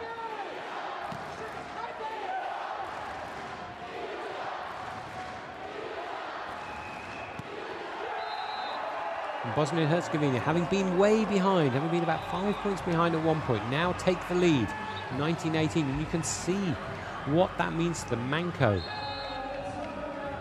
Cheering that Duran spike, which Zalahi had no defence against. Manco realises that getting ahead in this set, and getting ahead at this point in the set as we near the end of the set, is vital. They need to win this point, and that's why the Iranians have called a timeout. They need to find some way to get the momentum back. Suddenly, having looked like they were sailing towards a 2-0 victory, or a 2-0 lead, they now found themselves in trouble and in danger of losing this set. And at 1-1, suddenly this is an open match. Bosnia and Herzegovina, they need to keep that momentum going, and that's one of the reasons why timeout's called. It takes the momentum away from a team who's celebrating a point. It stops them taking that momentum into the next point.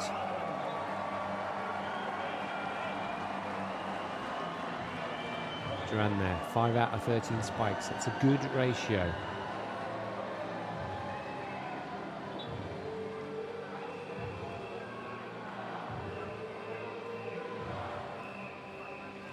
Manco just having a word with the umpire. Maybe questioning one of the earlier points. He seems happy with the answer anyway. Maybe he was just asking him where he's going for his dinner tonight after the gold medal game. Hamzic, the oldest player on the Bosnia-Herzegovina side, puts in the serve and wins the point. That spike going long again. They're still a long way from winning this set, but they've now got a 2-point lead. Often you'll see, like in a lot of these sports, it's 1 point for one team, then 1 point for another team. So if you can get a 2-point lead, it can make all the difference. Ebrahimi coming off for Iran, being replaced by Kaleji. Alaporian with the set. Kaleji has just come on with the spike. Alaporian again, he's the main setter for Iran, but that set was a little bit deep.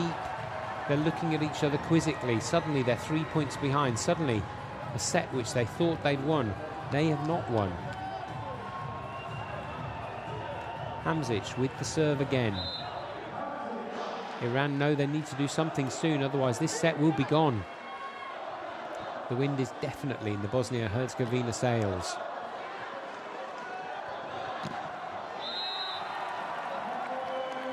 Iran finally get a point, having lost, I think, 4 points in a row. I think some purchase in this end of the set, that spike coming off the Bosnia-Herzegovina player's head and then going out, giving Iran the point.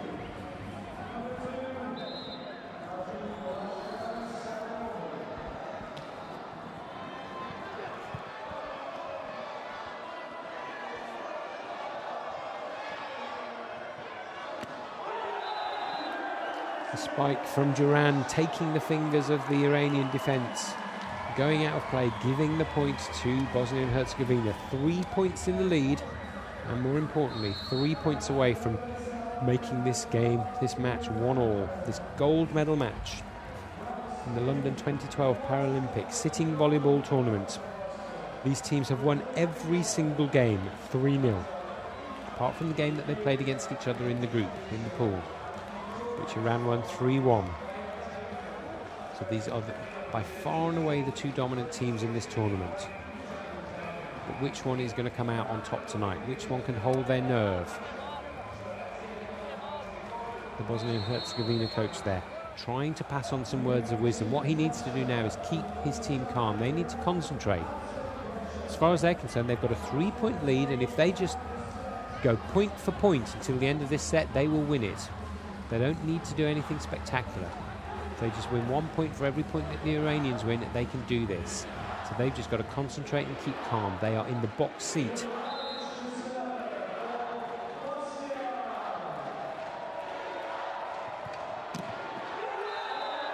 It's good defensive work by the Iranian libero, Salehi, but he couldn't win his team the point. He got it back, but the spike was well blocked, very well blocked by Kanchar there, straight down. Nothing that Lashgari could do there. Zirahi comes off. Bosnia and Herzegovina only 2 points away from taking this set. We talked about it before. The pressure tells. The pressure to get that serve and make it a difficult serve to get back has meant that the serve's gone out. And Big Delhi is now going to serve for Iran. They're 3 points behind. Can they save this set? The point goes to Bosnia and Herzegovina. They're now 1 point away from the set, 1 point away from making it 1-1. They have 4 set points. They just have to win any one of the next 4 points, and this game goes into a third set with the teams level. The serve by Duran. Alaporian with the set. Manko with the set for Bosnia. Iran keep it going. Pedayesh getting the spike in there, taking this set into another point. But there's still 3 set points. Salibasic could do nothing about that. Iran looked determined. What else would they be in a gold medal match? The set. Manko with the little tippy-tappy spike there, takes the point. The Iranians are expecting the smash spike, but Manko very cleverly, seeing a small gap on the other side of the net, he just tipped it over, avoided the block, got the point, and it's 1 set all now. And it was 1 set all in the pool match between these two teams. Iran on that occasion had won the second set. They went on to win the next 2 sets. What is going to happen now? Stay with us to see who is going to win this gold medal match. In effect now, it's become a best of 3 sets. One team has to get to 3 sets before they win it. There's only 3 sets to go. If it goes to 5 sets, the 5th set is the best of, or is the first to 15. The next 2 sets, the first to 25.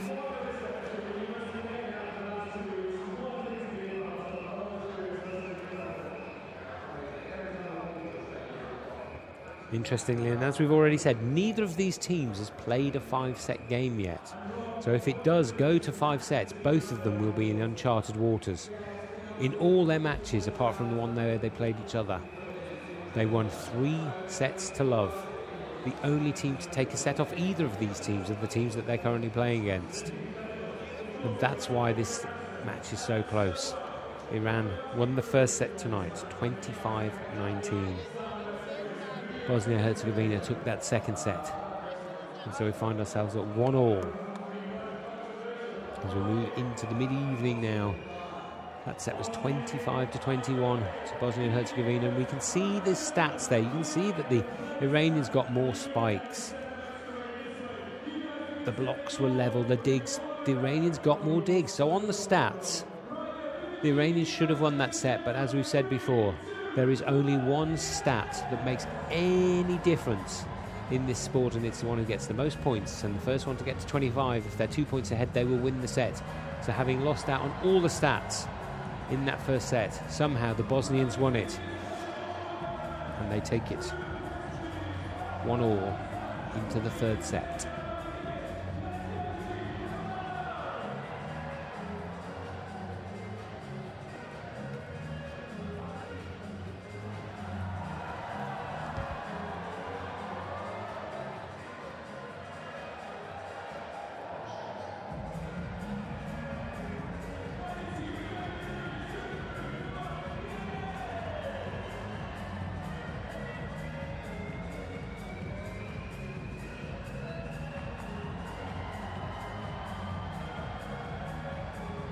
So the Bosnians have the serve at the start of this set. As we've seen in both of the previous sets, up until it gets to about 15 points, it really is neck and neck. Neither team taking any advantage, neither team getting very far ahead. And so it really is a case of jockeying for position early in the set. Just keeping in touch with the other team, trying to conserve your energy, because it's in those last few points when it gets to about 17-all, 18-all, that's when it really matters. And if you're on top of your game at that point, you can suddenly open up a 2 or 3 point gap, and a 2 or 3 point gap when you've got 20 points, what you need to win the set.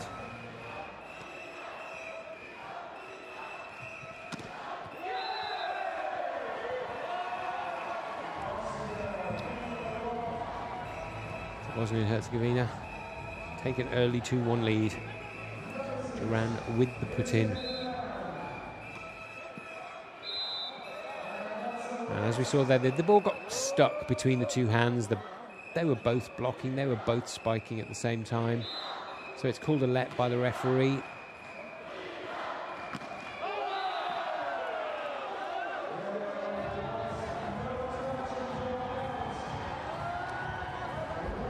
That spike looked in. Or rather, it didn't look in, but I think the Iranians were convinced, as Ebrahimi did the spike, that it took the finger of one of the Bosnia-Herzegovinian players, and they thought the point was theirs, but the referee disagreed. We've got the line judges on all 4 corners. 2 of them concentrate on the back line, 2 of them concentrate on the sidelines. Just to help the referees out, because this ball can move at a hefty pace.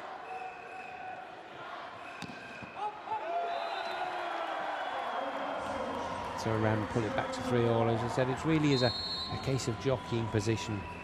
If you've been watching any of the cycling at the velodrome, when they have the pursuit, although the pursuit is over a number of laps, it's only the last 2 laps really that count, and you'll see them sometimes just doing a track stand on their bicycles, trying not to let the other one get behind them, and they're just jockeying for position. And as soon as one of them makes a break, then they'll sprint past them. And it's similar to what's happening here early in the volleyball. Neither side is getting their noses too far ahead. It's 1 or 2 points here and there. And we'll see later in the set, suddenly one of the teams will do that extra spurt and try and get away. But for these first 15 or 20 points, it's pretty much neck and neck.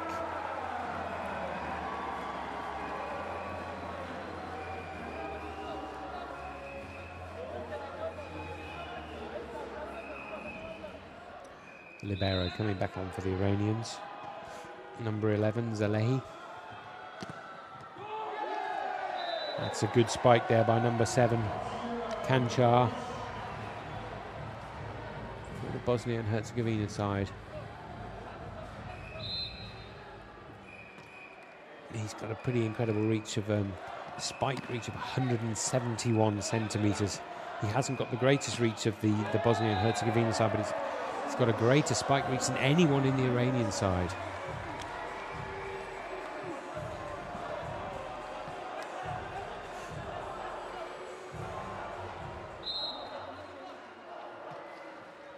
Serve coming in from Alibazic. Set. The spike doesn't come off there. Alaporian with a little tippy-tappy spike, and he gets it in. He finds that gap. It's almost like what he's doing. He's playing the spike into what we might call the corridor of uncertainty. Behind Hamzic, in front of Duran. Hamzic doesn't know whether to go back. He's hoping that Duran's going to get it. Duran's hoping that Hamzic is going to come back and get it. And Alaporian just found that little gap between the two of them. He didn't have to hit it with pace. Just found the gap and he got the point.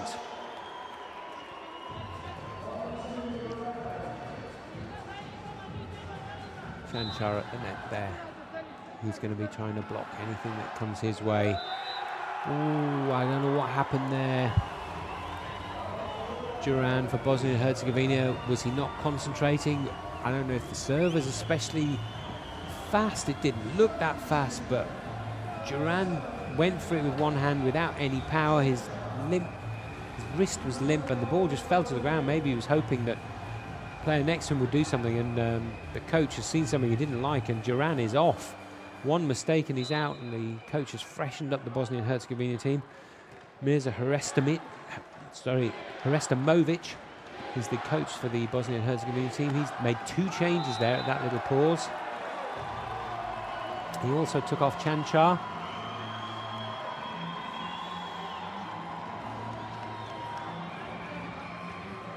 Bosnia and Herzegovina team have got an 11-man squad, so they can freshen it up quite a lot. There's only 6 players, as you can see, on the court at any one time.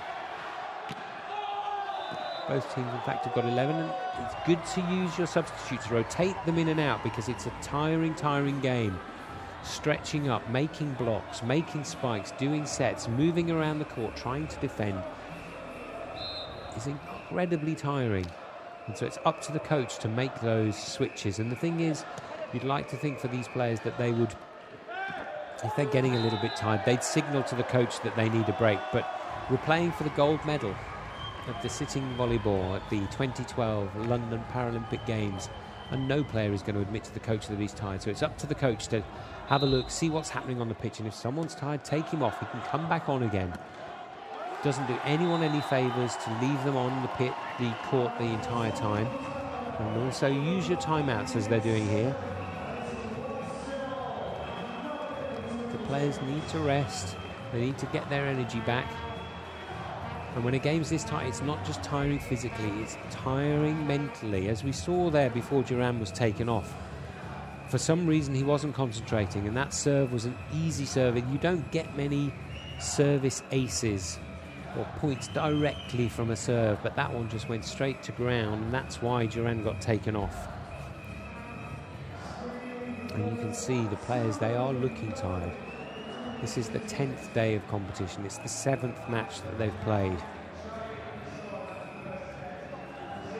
And the interesting thing is for them, as I've mentioned before, the only team to take a set off either of these teams is the team that they're playing at. So whilst none of the other games have been easy, because every game is difficult, they have won every other game 3 sets to love.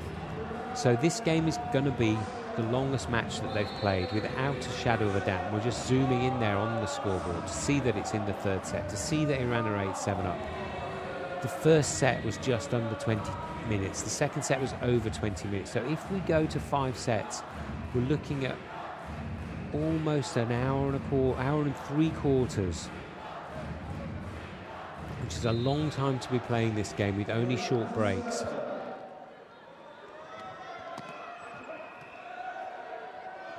Alaporian with the set there, and again they go for the tippy-tappy spike. And that must have, I don't think that was 4 touches on the Iranian side. I don't think the referee has got enough fingers to say how many touches that was, but actually the point has been given for a lifting violation. One of the players lifted his buttocks off the court, but I think it was a touching violation as well. That's not an Iranian player if you're just seeing him in isolation. That is the libero for the Bosnia and Herzegovina side. Kezma coming off there. And Iran take a 1-point lead. Still under halfway really through this set. So 1 point at this point doesn't really mean that much. But again, it's a sort of spike which wasn't the pace of the spike. It was the positioning of it. The placement. It's about watching what the defence is doing and looking for those gaps. And then using your own defence wisely. Those blocks, when you've got 2 players blocking on the same side. One of those there was Big Delhi. The other one was Lashkari, and they kept that ball out and won that point. And again, the referee is going to give a let. It sort of got blocked between 2 defensive blockers. Zirahi with the serve for Iran. They're 2 points in the lead. Again, it seemed to be caught in between the two hands there, and that's going to be a let. There's no prize for if there's 3 lets in a row. And this point actually does get played now. Medic with good defensive work, and that went in. He just stretched the limit of his reach. Number 5, Medic, he somehow got it over the net, and that just landed in. And Medic has not got he's got a reasonable reach, but he's not the longest reach of the team. There's 2 points in a row for the Bosnia-Herzegovina. That's a 2-touch foul by the Iranians, giving the point to Bosnia and Herzegovina. That puts it at 10-all. Again, one of our fantastic volunteers coming on to give the court a little bit of a wipe. There's a little bit of moisture on the court. Number 9 for Iran there, goes for the spike. Ebrahimi, but that goes long. Bosnia and Herzegovina edge ahead, but it really is a minuscule edge they have at this point in the set. They'll be taking nothing for granted. They'll be looking for a 2-point lead here. And as I said, that 1-point lead is nothing, and the Iranians come back. It's now level.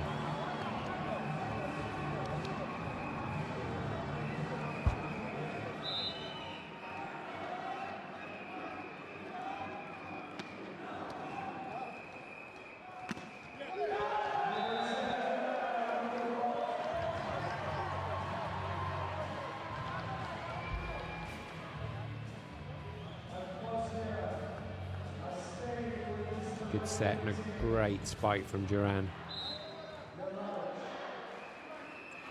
Delalic with the serve.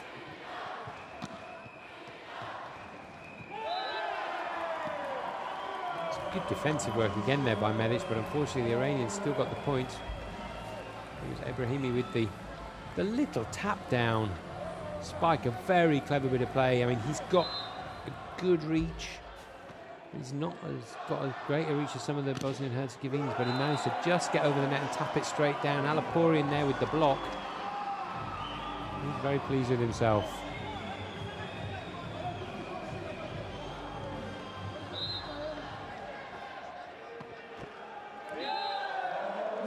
Iran have the serve, but unfortunately it doesn't go over the net.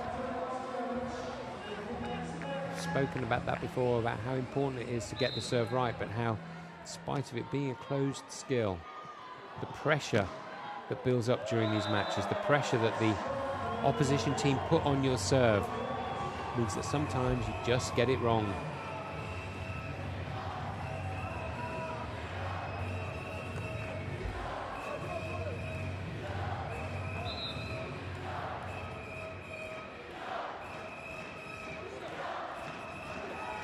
Great defensive work from the Bosnia-Herzegovina. I don't know how they got their hand underneath the ball there, but they managed to keep the rally going. It's a good set. Good defensive work there by the Iranians. And finally, number 10, Iza Zirahi, puts the ball away. He's their player with the greatest reach, and he used it to good use there. We'll put it to good use there, if I can get my words in the right order. Chanchar comes back on. Number 12, Yusufovic goes off.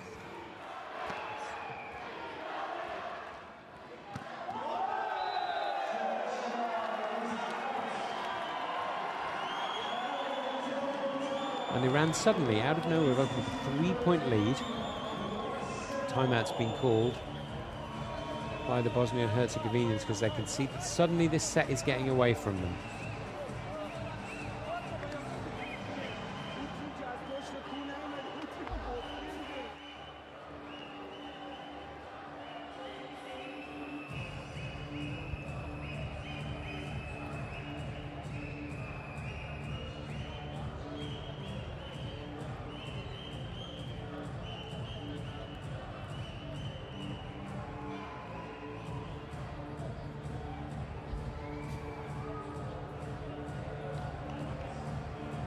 Nice little section of Iranian fans there, all in their country's colours, all celebrating what they hope will be another gold medal for the Iranian team. Just to remind you, they've won the gold medal 5 times out of the last 6, and there we see the coach of the bronze medal winning German team.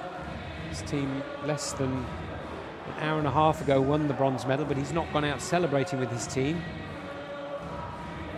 He wants to see the 2 best teams in the world fight it out for the gold medal. Ebrahimi with the serve. Iran at 3 points to the good.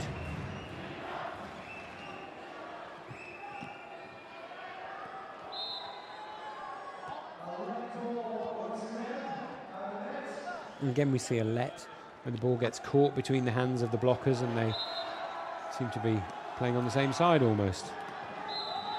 It's a great effort of defensive work there by the number 10 for Bosnia and Herzegovina, Ali Basic. Didn't manage to quite keep it in, and the Iranians now take a vital 4-point lead, which at this stage of the set could be decisive.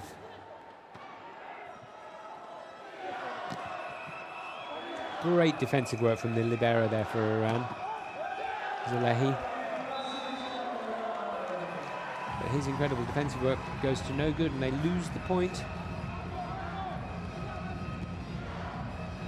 Tried to defend there with his knees. He did actually get the ball up and over the net, but unfortunately I think it's still travelling. Again we saw the ball rebound off the legs of number 9 for Iran, Ebrahimi, back into play, and that's allowed. You can touch the ball with any part of your body. Good defensive work by Alporian, but I'm not sure they're going to get this back over. They do get it back over and keep the rally going. Ebrahimi again with good defensive work, but the Bosnians just managed to win that point. Really putting the pressure on the Iranian team there. The Iranians having to defend all over the court. As I said before, the court is 6 meters by 10. It's 60 square meters, which means that each player is having to cover 10 square meters.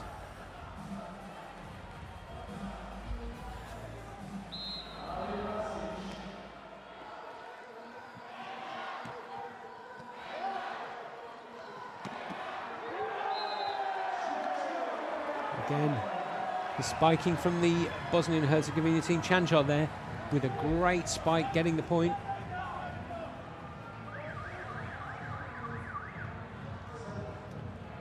The Iranian libero there, Salehi, could do nothing about it. He was trying to protect himself. Now there's just 1 point in it. A moment ago it looked like the Iranians got this set sewn up, but it just shows you how quick things can change.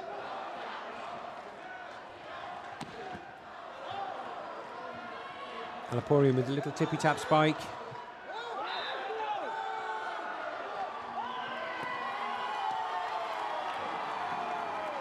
The point going to Iran there. Another lifting violation for the Bosnian Herzegovinans. Chanchar not looking happy with that decision. Alaporian not looking much happy, but he did win the point, and now he's going to serve with the Iranians 2 points in the lead.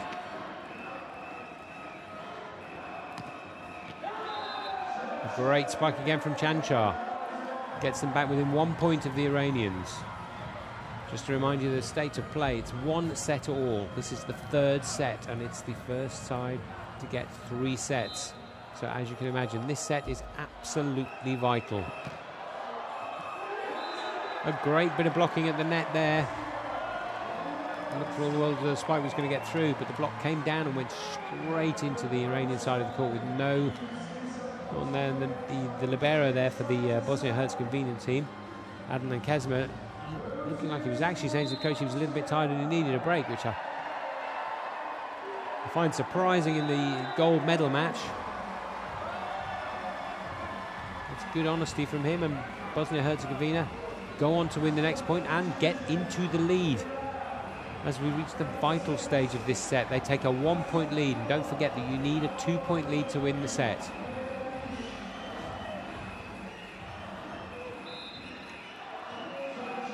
And serve from Chanchar. Alaporian with the set.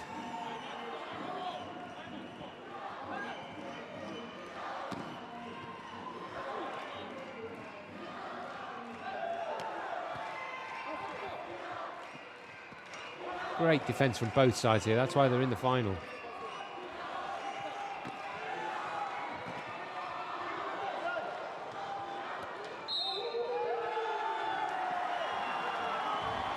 Great defence from both sides there. That rally lasted longer than some of my relationships. 19 all and a timeout is called. I have to say that the players on both sides are looking a little bit tired. The pressure is on them, as I mentioned before. The pressure is on them. It's not just a physical pressure, it's a mental pressure of having to concentrate so much. And with the points always so close, if one team gets 3 or 4 points ahead, that could be the end of the set, and you just can't allow that to happen. And all the way through this set, even though occasionally one team has got 2 or 3 points ahead, the other team has then rallied and got back into it. The coaches have called timeouts. They've given them a chance for a breather. They've used their substitutes wisely, and they've rolled them on and off.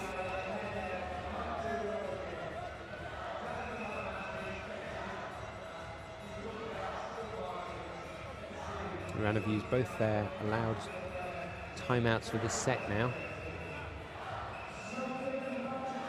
19 all.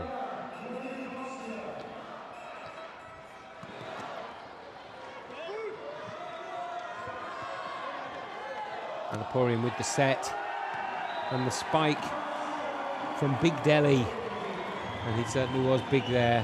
Nothing the Bosnia-Herzegovina side could do. Big Delhi smashes it, hit the knee of the defending player and went out of court. Alaporian is, he might not look the most athletic of all players, but he is absolutely vital to this Iranian team. Most of their points, I would say, come from sets from Alaporian.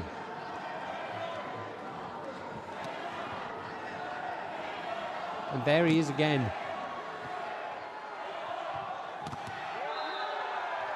Bosnia-Herzegovina get that point to make it 20 all. If you watch the Iranian side, the player who generally sets up the point is Alaporian. When they have the ball on the defensive, when they dig it, when they're getting the ball back into play, they put it to Alaporian. He sets up the spike.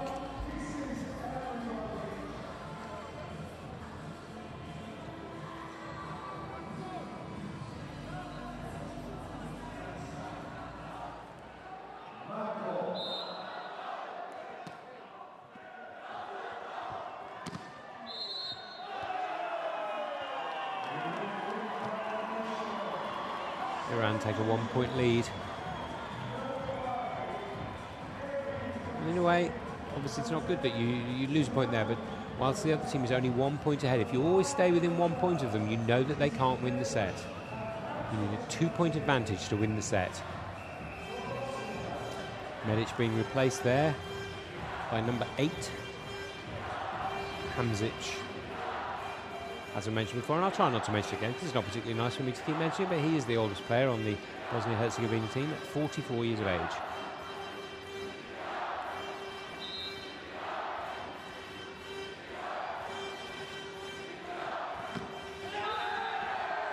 Great spike there from Duran, and it goes back to 21 apiece. The libero coming back on from for the Iranian team, Zalehi.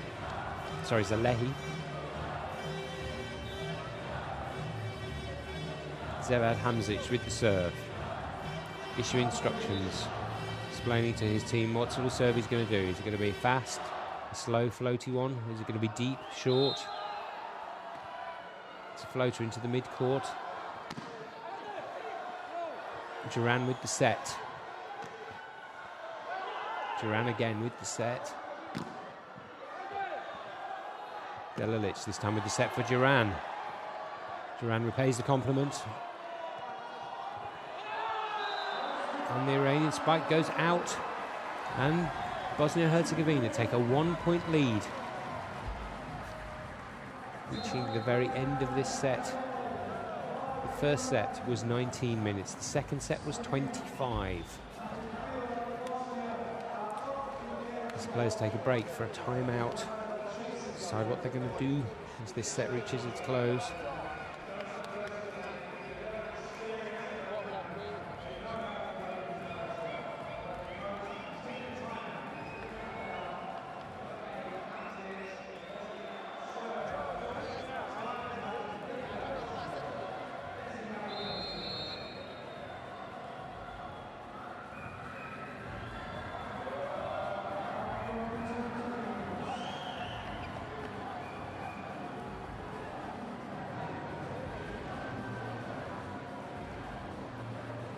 So the players came back on after that timeout. Bosnia and Herzegovina have the advantage. Can they win the set? Can they take the lead? They have been in the lead against Iran earlier in the tournament, in the pool match. They won the first set, but then they lost 3-1.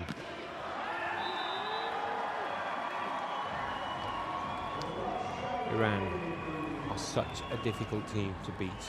They never give up. They cover the court. 22 plays 22. And number 2, Dashgari, has the serve. Hamzic with the dig. And the spike from number 10, Zirahi. Player with the tallest reach on the Bosnia-Herzegovina team. Gives them the point, puts them 2 points away from the set. But they're only 1 point ahead of Iran, so it's not a genuine advantage yet until they can get that 2 points. Zalehi with the serve, Alaporian with the dig. And you saw there, Ebrahimi tried to stop the ball hitting the floor with his foot. Couldn't reach it with his hand. Bosnia and Herzegovina win the point. They now have that vital 2 point advantage, and they have 2 set points.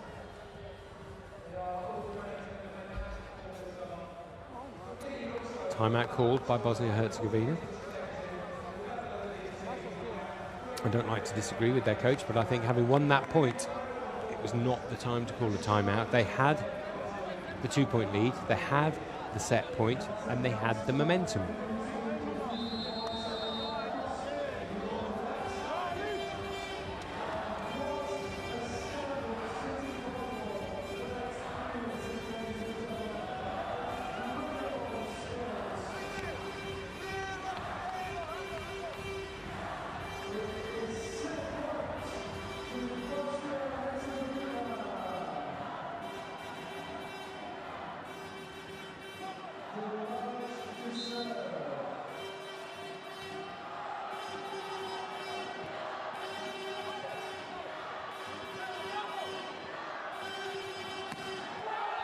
And that spike goes out from the Iranians, and the Bosnia-Herzegovinians are celebrating wildly because they are in the lead. They're 2-1 in the lead here. As I said, they had been in the lead earlier in the tournament, but only 1-0, which really doesn't give you much of an advantage, especially against the Iranians. The Iranians, for the first time in this tournament, for the first time probably as long as they can remember, they have lost 2 sets in a match. As I said, neither of these sides had lost any sets in any other game in this tournament so far, other than when they played each other in the pool game. So for Iran in this tournament, they'd lost 1 set earlier on when they beat Bosnia and Herzegovina 3-1. It's the first time in this tournament that they have lost 2 sets. It's the first time in this tournament, obviously, that they have been 2-1 down. And this is not the match to do it, because this is the gold medal match, the sitting volleyball of the London 2012 Paralympics. Iran have won 5 out of the last 6 Paralympic gold medals. The only team to have beaten them in a final is the team that they face today. And it's the team who are 2-1 ahead. 2-1 ahead. And now the coach plans what he's going to do and how he's going to start the 4th set. He gives his starting list to the referee with a very friendly smile. And no wonder he's smiling, because he's 2-1 up. Bosnia and Herzegovina won the gold medal back in 2004, which is the only time in recent memory that Iran have not won this gold medal. So again, the stats come up. And again, for most of those stats, as we said before, in fact, it was the same in the 2nd set. Spikes is pretty much neck and neck. Blocks, Iran are slightly better. Digs, Iran are slightly better. But the only important score or statistic on there is the one at the top, which says Bosnia and Herzegovina 25, Iran 22.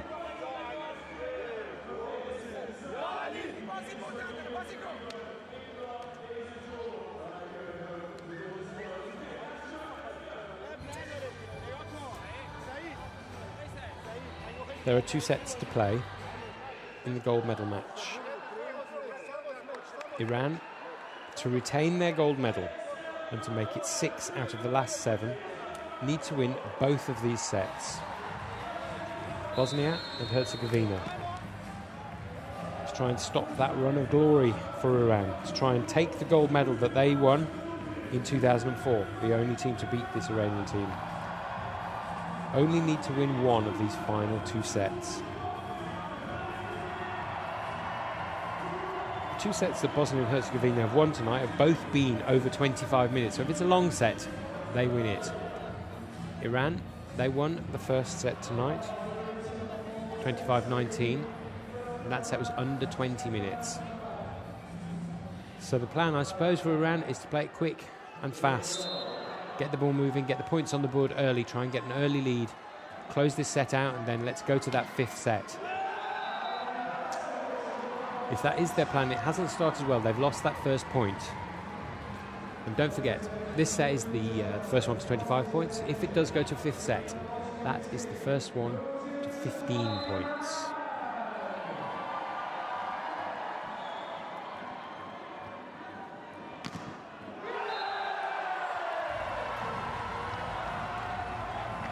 If Bosnia and Herzegovina had sails, they would definitely have wind in them at the moment. They've just won the third set to go 2-1 up, and now they are 2-0 up in the second set. Obviously, it's early in the set. It's only 2-0. And the moment I start praising them, of course, they lose a point.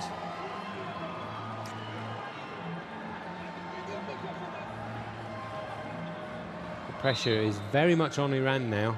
It's for them to do. They have to get back into this match.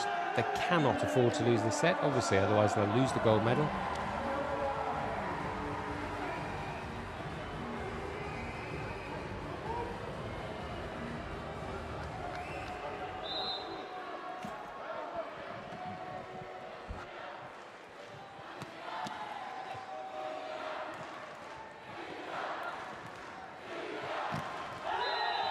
Alaporian with the set. The block from Manzic.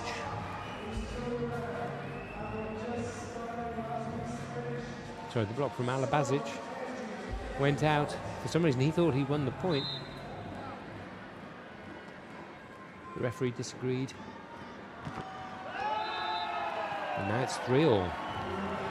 So a small lead there for Bosnia-Herzegovina. It's quickly wiped out.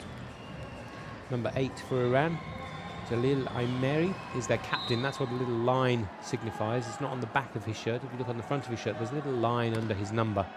And that signifies that he's the captain.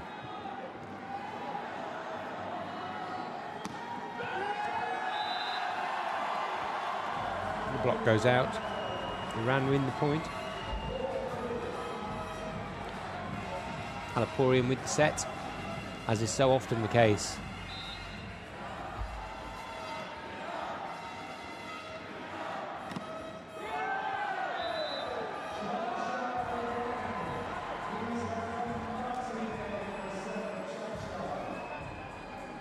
So it's 4-all. As we've seen in all of the 3 sets so far, it's been the case that it's been pretty much neck and neck all the way until one of the teams reaches 19 or 20, and then someone takes a little bit of a lead. So even though we're getting to a vital stage of the match, I'm not necessarily expecting either of these sides to take a massive lead early on.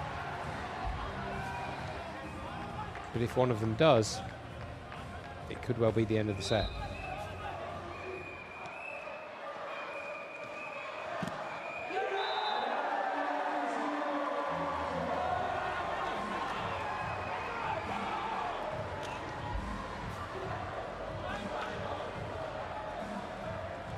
Great block there from Manko.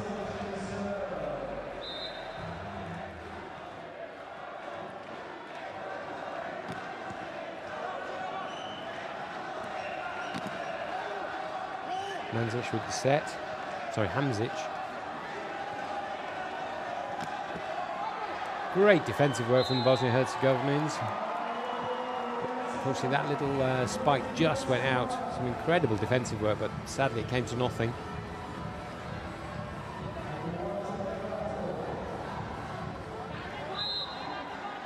Serve from Alaporian. Setter supreme. And wins the point from the serve. He really is a magician on these serves. He doesn't seem to do much with them, but often he wins the serve out of them. It doesn't look like he's putting spin on them. They're not particularly quick.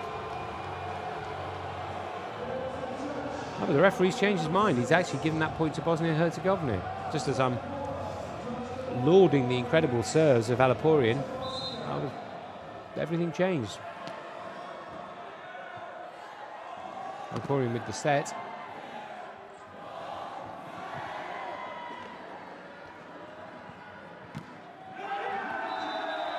Manko with the spike, and that is the point for Bosnia, and they've opened up a bit of a gap here. There is a little bit of daylight. The timeout's called by Iran. They seem a little confused. It's not a surprise that they're confused. They've won this gold medal so many times, it's almost like it's got their name written on it before the tournament starts. But here they are in the final of the gold medal match. 2-1 down, and they're 3 points down quite early in this set.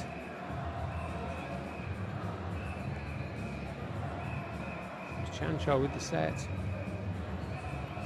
Manko put it away. Sorry, it was Alibazic with the set.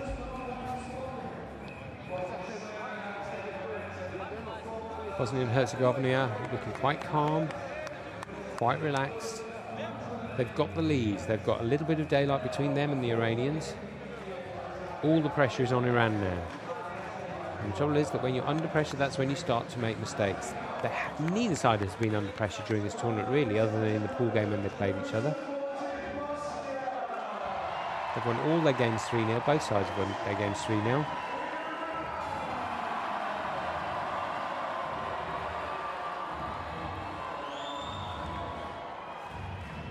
So Chanchar with the serve.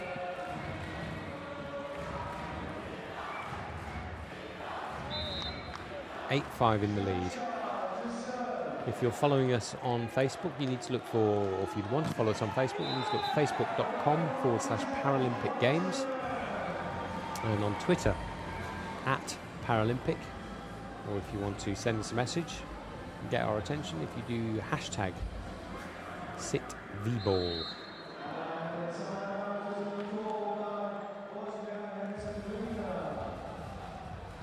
Another timeout called quite shortly after the previous one, just 1 point later. Kestimovic just getting the team to calm down a bit, trying to get them to think together.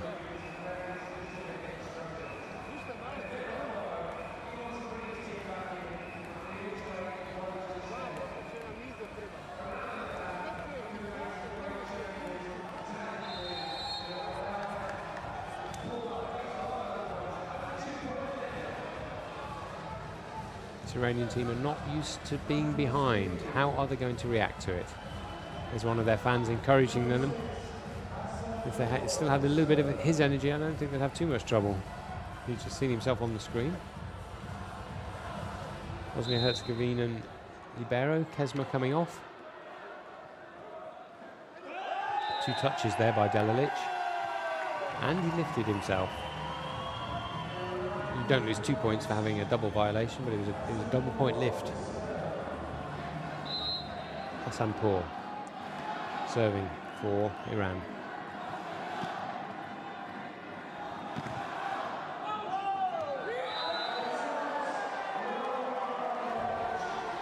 Bosnia maintain a 2-point lead. Manko with the serve. Just repositioning the players in front of him. Just changed his mind about what he wants to do. It's a good spike from the Iranians. They take that point and just stick within a point of the Bosnia-Herzegovina team. That was Amiri just using the momentum of the ball to get it over the net, carry on in the same trajectory and found the gap. Great spike from Duran. Pace, nothing Ebrahimi could do about that.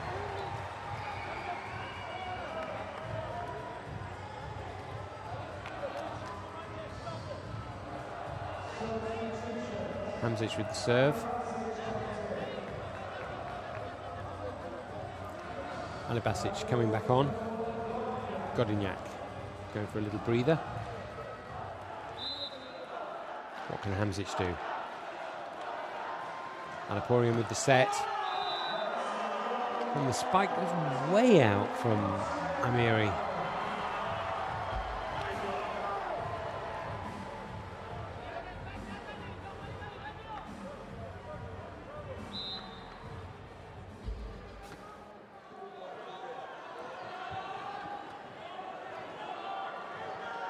And Abasic with the spike.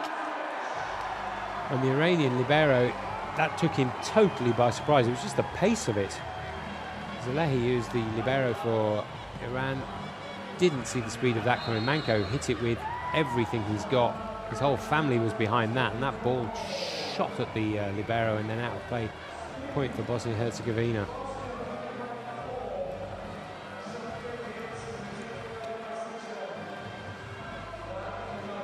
Iran have called this timeout, and I think they need to, because this set is slowly but surely drifting away from them. And if it does, that is goodbye to the gold medal, which has pretty much been their personal property for the last 6 Olympics, other than the one time when Bosnia-Herzegovina took it.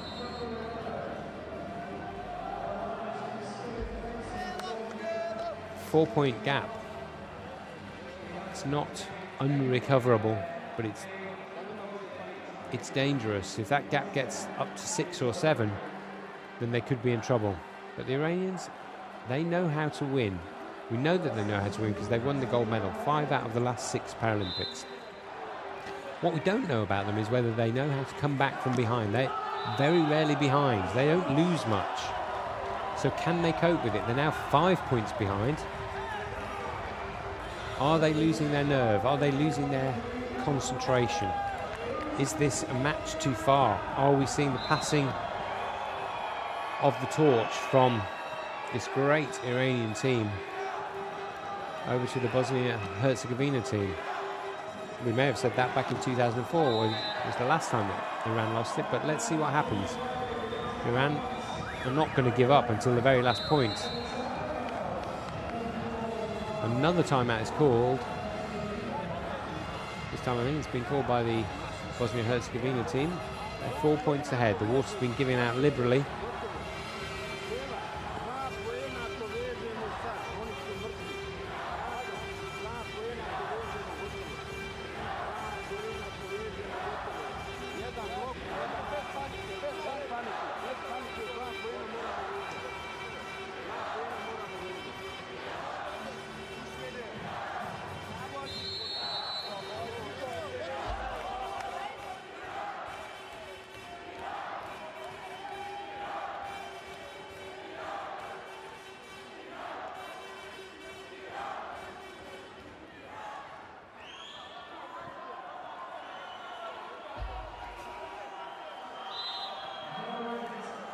So, what can Iran do? They've come back after that timeout. They're 4 points behind.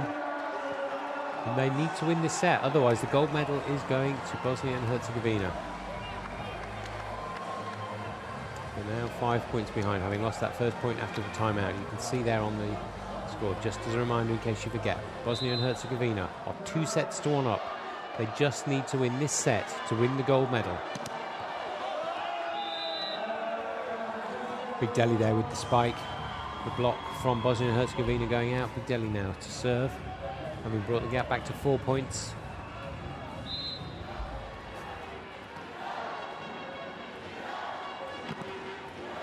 Spike from Duran. Good defensive work there from Manko, but the point goes to Iran.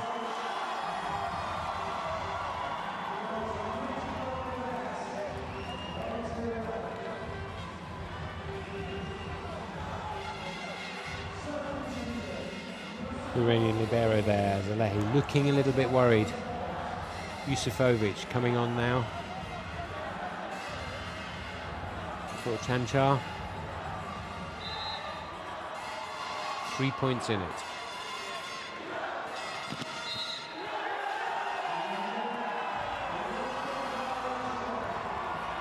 Two points in it. The set's been just under 14 minutes so far.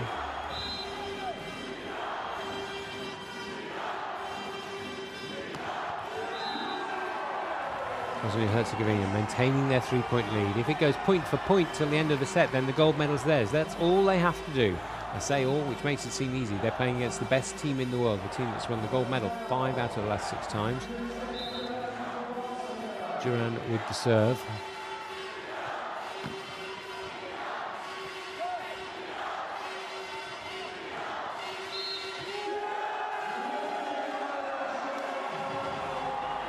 Iran are not happy with that point. Timeout's been called. They're 4 points down and they're going to have to accept it. The referee's decision is final. They can talk to him, but they can't change his mind on that one. The Iranian coach is certainly earning his salary now. This is a team that is beginning to look beaten. They're not openly arguing, but when he's telling them stuff, you can see on their faces they're not happy. They're not sure what to do. Bosnia and Herzegovina look confident and look a little fresher.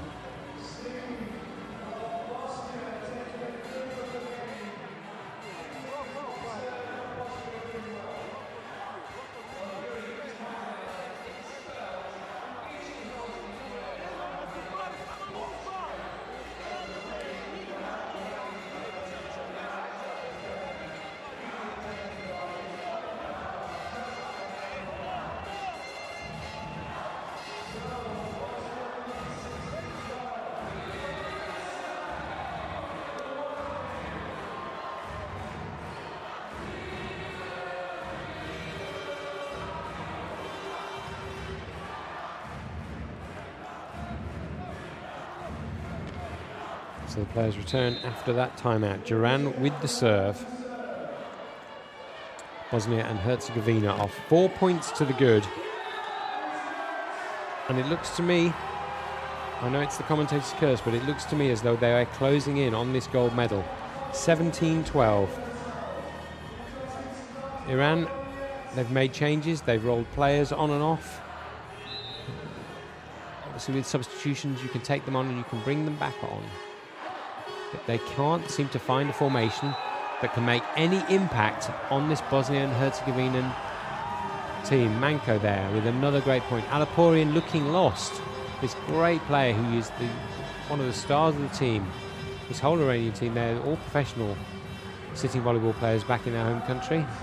They're superstars back home, but at the moment, none of that fame is doing them any good.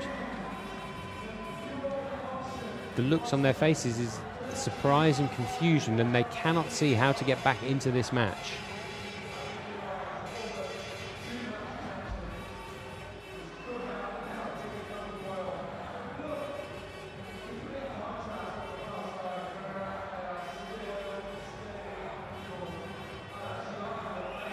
You can see Ebrahimi there having a spike, and normally he would expect that to break through the block or come off and go out, and players are consoling each other now as though they've already lost. Now, if that's the mentality, then how can they get back into this game? They need to change their mentality. They need to up their work rate, which is easy for me to say, sitting commentating, but they need to up their work rate. Otherwise, the gold medal is going away.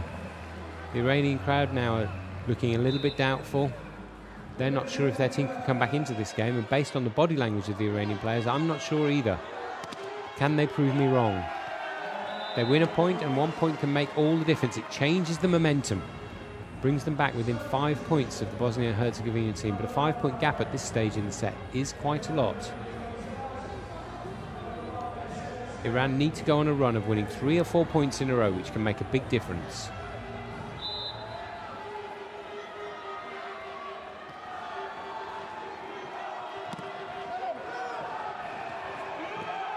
Desperate efforts there from Irie to keep that ball in, but the spike from the Bosnia-Herzegovina from number 12 there, Yusufovic, was just too good. There's no way he was going to keep that in. I don't think he would have caught that if it had been in a car. And they take a 6-point lead now. They're only 6 points away from victory. And that block there from Alibasic, or that dig, he really didn't need to do it because that ball was going out of play. He didn't realise he was sitting out of court, and in fact he's given a free point to Iran. He's given them the serve back. Amiri comes off.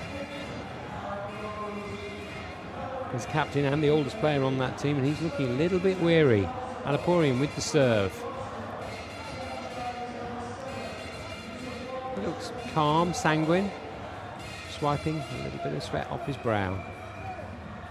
Could be just having a sit in the park on a hot day. He looks relaxed, even though he knows his team are a long way away from this gold medal at the moment. Great footwork from Hamzic there to keep the rally going.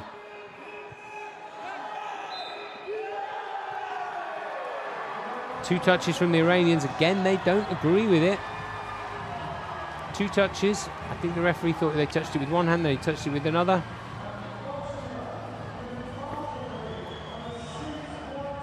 And Bosnia and Herzegovina now moving to that point where they're 20 points. They're aiming for 25 points to win the gold medal.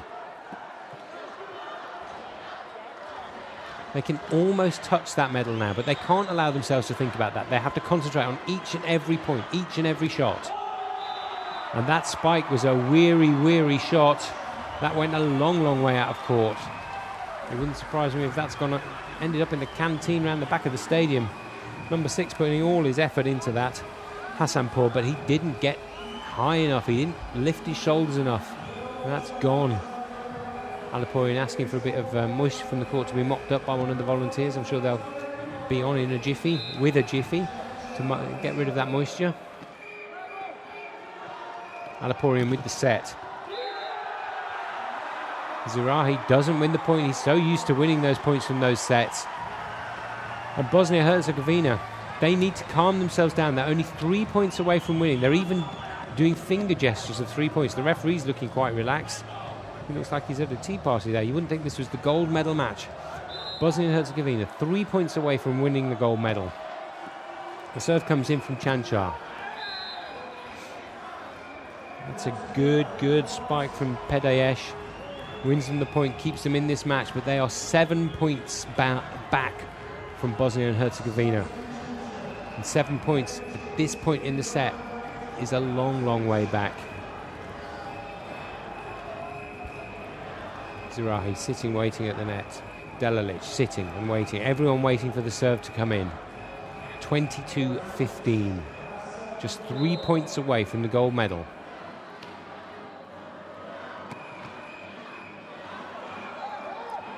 Medic with the set. Manko tries the spike but doesn't do it. It's good defensive work. Great play by the Bosnia-Herzegovinans. It was a double touch by the Iranians. That was incredible defensive work by several of the Bosnia-Herzegovina sides. A great reach there by Ali Basic. Kept the ball in play, and a great spike by Medic, which won them the point. The referee having none of it from the Iranians. 23-15. The crowd are now getting very excited. Pedayesh is having a word with the referee to try and get him to clarify why they'd lost that point. This Iranian side, they are a fantastic team. They've won every game that they've played in this tournament. Every game they won 3-0, apart from the one that they played against Bosnia-Herzegovina in the pool match, which they won 3-1. They won all their other matches 3-0, 3-0. But now they are 2-1 down and 23-15 down in the fourth set. They are 2 points away from losing this gold medal. And what I should be saying is that the Bosnia-Herzegovina side are 2 points away from winning this gold medal. Kezma, the libero.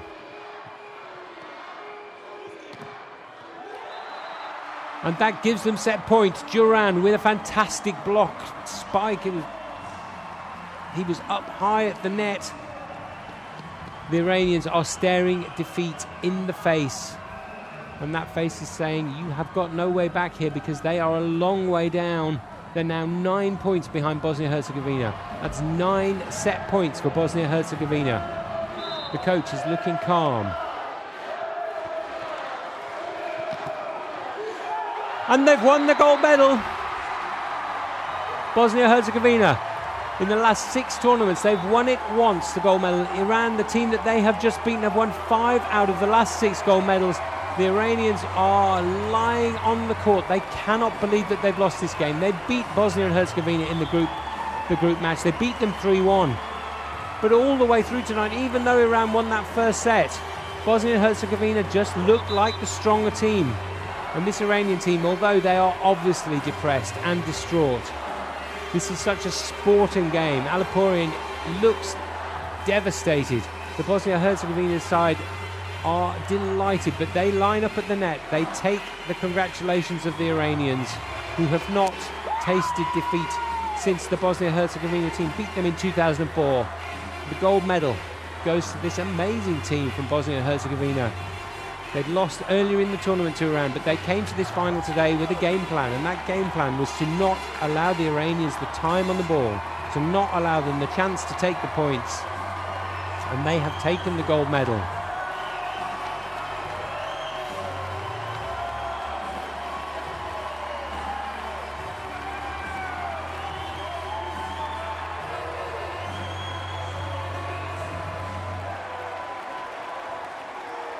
And so, as we see the Bosnia and Herzegovina side celebrating, winning the gold medal, one of the players there crying on the bench as he's being fanned by his coach. It's gold for Bosnia and Herzegovina, silver for the previous champions, Iran. And let's not forget Germany, who won the bronze medal. Thank you very much for watching.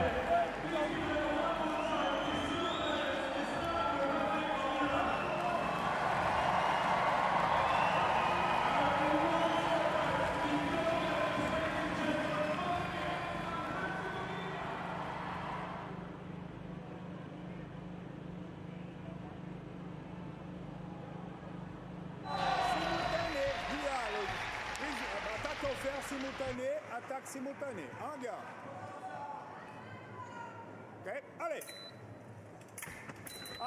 And again the para post for Wong Tan Tat. Now that is a comeback here, Jimmy. Yeah, it certainly is. Said Wong Tan Tat, incredibly fast blade working again. Gets the power of the post there, and really he knows this is a crucial match for his team to get the hits back here. It's the last chance one of the A fences fences the B fencer from the Hong Kong side against Italy, and he knows that he's got up next Chung Ting Ching, their B fencer, so he knows he needs to get this, not only to score back but try and get a lead to help his teammate in the next one, so they've got a level playing field going into the last three bouts. At the moment, if either team gets a strong lead at this point, so far they've tended to see them win. Okay, allez.